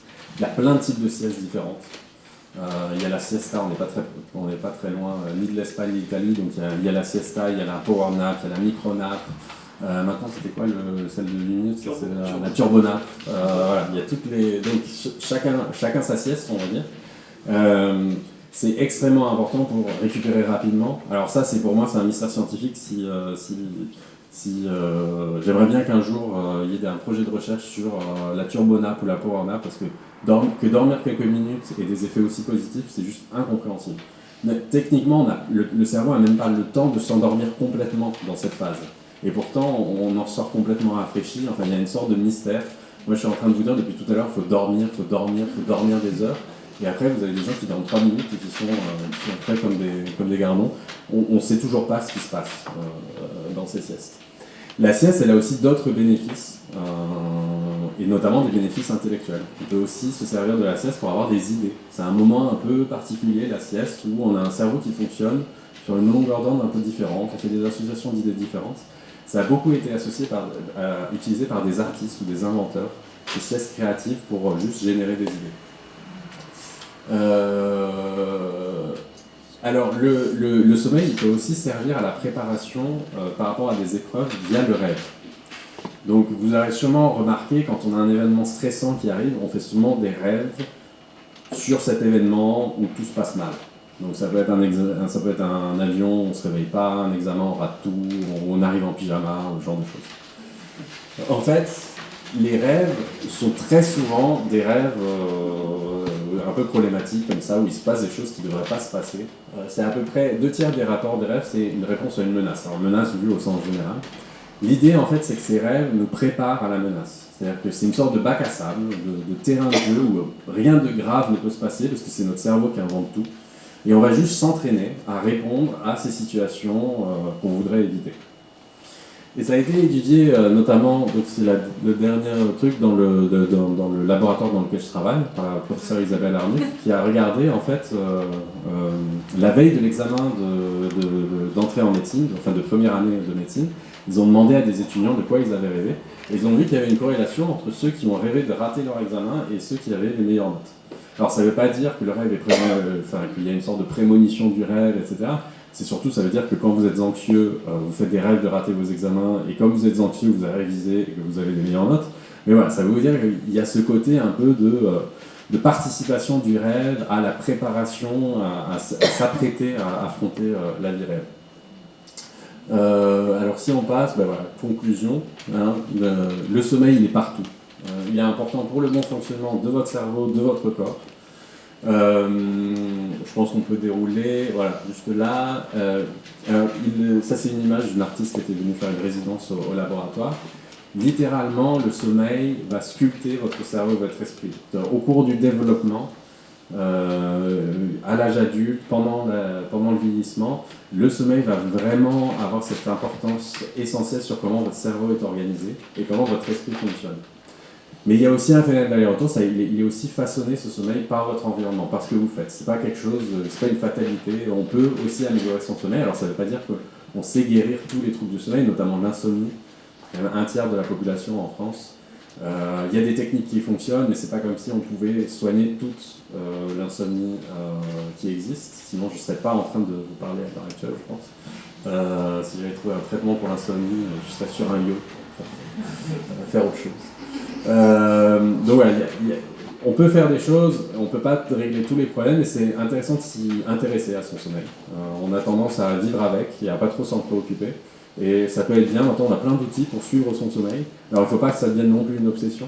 On a de plus en plus de gens maintenant qui arrivent avec des troubles de l'insomnie parce qu'ils sont obsédés par le fait qu'avant ils dormaient bien, ils ont commencé à mesurer leur sommeil et puis ils trouvent qu'ils ne dorment pas assez et ça devient un problème.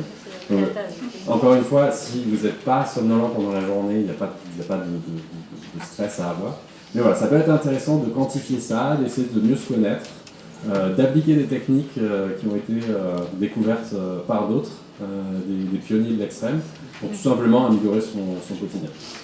Voilà, ça c'est le laboratoire dans lequel je travaille. Donc on a une équipe jeune, tout en couleur, de chercheurs qui font de la recherche fondamentale. Une équipe bien grisailleuse de gens qui travaillent à l'hôpital. En pratique, on travaille très très bien ensemble quand même. Tous. C'est un très gros laboratoire, on étudie énormément de choses, que ce soit des patients ou des individus sains, que ce soit de l'éveil ou du sommeil. N'hésitez pas à nous contacter si jamais ces choses vous intéressent, on est toujours ravis d'en parler. Voilà, merci beaucoup.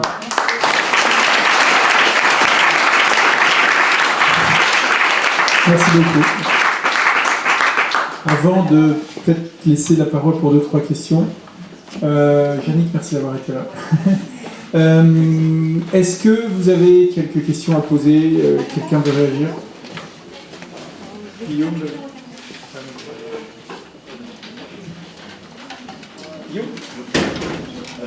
merci, c'était très intéressant. J'ai une question pour Thomas.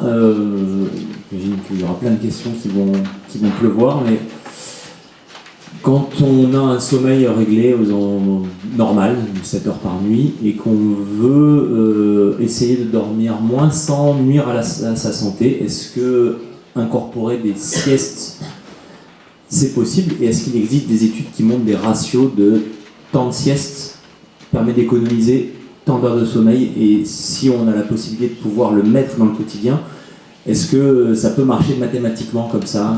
Une demi-heure de sieste égale 1 heure de gagner pendant la nuit? Enfin, j'en sais rien, je donne des exemples comme ça. Alors, ça, c'est une question difficile parce que la sieste, c'est quelque chose de très culturel. En Europe, il y a des pays qui font la sieste et il y a des pays qui ne font pas trop la sieste. Les pays qui font le plus de recherches sont déjà des pays qui ne font pas trop la sieste. Donc pendant longtemps, là, ça n'intéressait personne, la sieste. Alors maintenant, on est en train de revenir sur le sujet. Mais on connaît quand même assez peu de choses. On sait que c'est une bonne aide à la privation de sommeil et qu'il y a un effet comme ça, un effet additif, c'est-à-dire que si on enlève 1 heure de sommeil pendant la nuit, on n'a pas besoin de rajouter 1 heure de sieste pour maintenir des performances. Il y a un effet protecteur parce que ça permet tout simplement au cerveau de faire une pause entre 2 phases d'éveil. Mais c'est très difficile de donner des quantifications parce que c'est très personnel en fait. Il y a aussi des gens qui ont besoin de faire des siestes parce qu'ils n'ont pas un sommeil qu'on appelle monophasique, ils ne dorment pas en un bloc, ils dorment en plusieurs blocs, et c'est leur rythme naturel de faire ça. Donc pour eux, ça va être des siestes plus longues parce que c'est un bloc de sommeil dont ils ont besoin. Il y en a qui vont pouvoir faire des siestes très petites, les contrôler, pouvoir se réveiller, tout va bien, il n'y a pas d'inertie. Il y en a qui, quand ils commencent, ils sont partis, quand ils se réveillent, ils sont groggy, etc. Donc, il y a vraiment un côté personnel à la sieste et à mon avis il faut un peu expérimenter sur soi-même pour trouver la bonne recette. Les outils de la science sont en général des outils un peu généralistes. On va essayer ce qui marche en moyenne dans ce qu'on appelle la population générale et on a très peu cette capacité à dire pour une personne il faut faire ça. C'est plus là, on va plus dans des champs de recherche appliquée, médecine du sport, etc., où on va prendre en compte le sommeil et pas que ça, pour vraiment avoir le programme le mieux, et puis surtout monitorer, voir ce qui fonctionne et ce qui ne fonctionne pas. D'autres questions? Moi, je te laisse la fouiller alors. Je vais plutôt me tourner vers les sportifs qui ont appris ça. Comment on apprend à faire du micro-sieste, mais surtout à s'endormir immédiatement? Parce que demain, quelqu'un de normal, s'il met un réveil et qu'il dit je fais 8 minutes de sieste, il aura 8 minutes. Il va essayer de s'endormir, mais il n'aura pas réellement dormi. Comment on apprend et comment on met en place ça avec le cerveau? Déjà, il faut être fatigué. Ça, c'est la première chose. Et pour ma part, je sais qu'en course, quand j'ai envie de dormir 8 minutes, je m'allonge, je me relaxe, je respire profondément et dès que je sens mon esprit partir, je vais m'endormir. Et ça dure franchement 5 secondes. Voilà. Et si tu veux un tips pour t'aider, en tout cas moi, je sais que chez les marins ça fonctionne bien, c'est de bosser sur une image de calme. Donc déjà, sans avoir la volonté spécialement de t'endormir, mais fermer les yeux et essayer d'imaginer un endroit où tu te sens bien. Et tu peux faire un peu appel à l'imagerie mentale, à cette image de calme pour faire redescendre un peu la pression et te mettre dans cet état. Après, tu vas plus la travailler, plus tu vas te mettre rapidement dans cet état qui va faciliter la relaxation pour pouvoir t'endormir. Parce que si t'es à fond comme ça et tout d'un coup tu dis je veux dormir, ça marche pas. Même si t'es très fatigué. Un tout petit truc, parce que c'est un problème souvent qu'ont des insomniaques de ne pas arriver à s'endormir. Et ce truc qu'Adrien disait, pour arriver à s'endormir, il faut être fatigué. En fait, c'est une des choses qui marche le mieux sur l'insomnie. C'est paradoxalement de dire à des gens qui viennent en disant « j'arrive pas à dormir », on leur dit « vous allez dormir encore moins », puisqu'on va vous priver de sommeil pendant une petite période, pour reconstruire comme ça la pression de sommeil et qu'ils retrouvent cette sensation de s'endormir rapidement. Et retrouver un peu le truc par eux-mêmes. La respiration.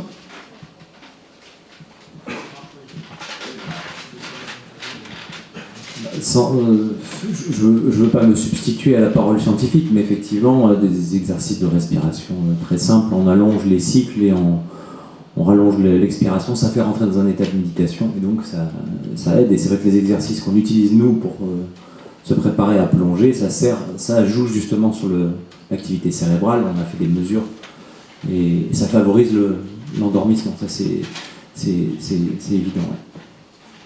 Mais je revenais à cette histoire de s'endormir comme ça.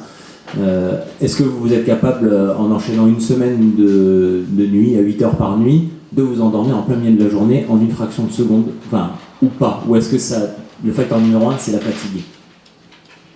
Je crois qu'on peut essayer en live avec Alexia.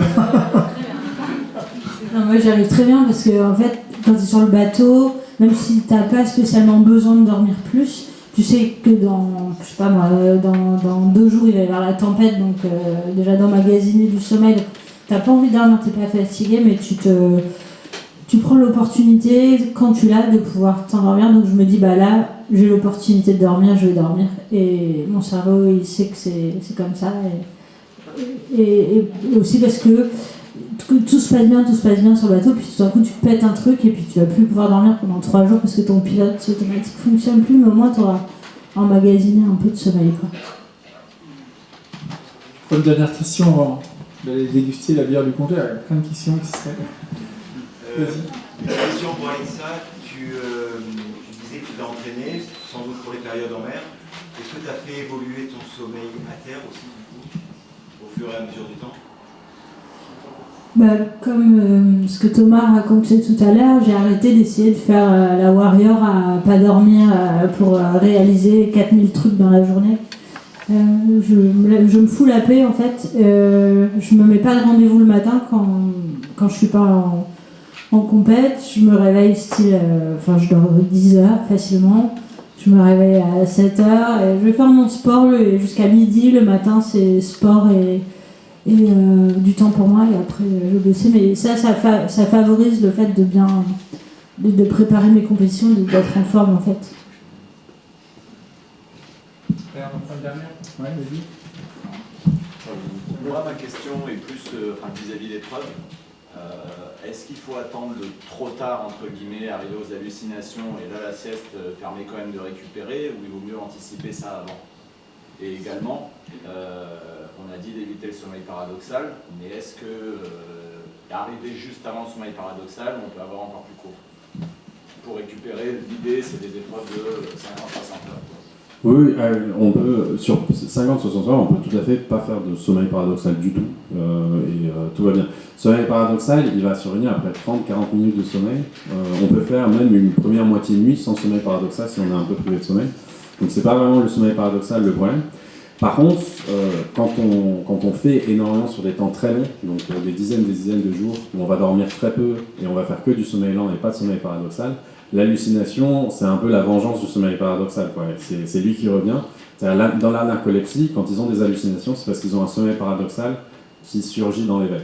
C'est quelque chose de complètement anormal. Normalement, le sommeil paradoxal, on y parvient via le sommeil lent. Il y a toujours une étape avant le sommeil paradoxal, sauf dans 2 cas. Soit quand on est narcoleptique, soit quand on s'est tellement privé de sommeil qu'on n'a pas fait de sommeil paradoxal pendant des très très longues périodes, et à ce moment-là, il revient et ça fait des hallucinations. Donc l'hallucination est vraiment l'indicateur qu'on a touché le fond. Les hallucinations pendant l'effort, Adrien, tu as des hallucinations pendant tes pédales? Complètement, ouais. Complètement. Ça ressemble à quoi? Du visuel, des textures qui changent, ça c'est le premier truc qui vient, mais c'est pas trop dérangeant. Après, le fait d'avoir une présence, ça, d'être 2 personnes, d'avoir une présence. Et après, plus loin, le fait de ne pas savoir qu'on est en course, ou de ne pas savoir dans quel pays on se trouve, etc. etc.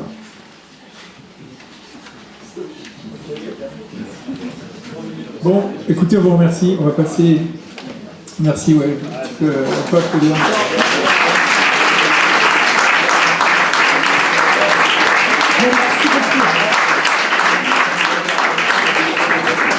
Un grand merci aux sportifs, il y a Thomas qui est venu de Paris quand même, et je sais qu'il est super occupé, merci beaucoup. Alors n'oubliez pas de distribuer des petits, même si prenez-en, distribuez-en à tout le monde, c'est toute la semaine prochaine. Alors demain, après-demain, je ne sais pas si pour ceux qui suivent Neuroplanète, il y a Neuroplanète, mais notre vraie semaine du cerveau organisée par sur la Côte d'Azur, c'est à partir de lundi il y a même un événement le 22, mais c'est essentiellement de lundi à dimanche prochain. Voilà, et puis prenez le. Voilà, j'en profite pour remercier le service Sciences et Société. Je vois qu'il y a Guillaume. Ils sont où Guillaume et Mathilde? C'est grâce à eux qu'il y a eu ce programme. Ils l'ont fait en temps record. Alors merci beaucoup. Parce que quand même, vous avez été hyper efficace.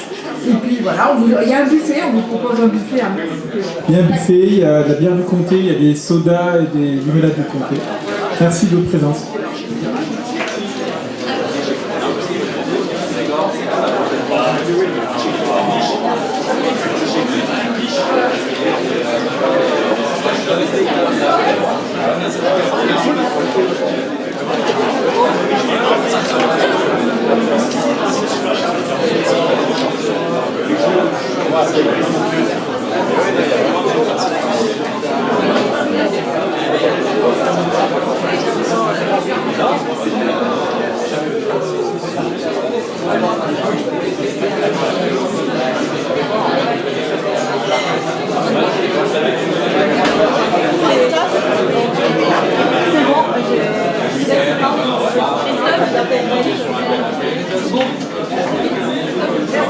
Pour l'accueil, avec plaisir, on est trop contents.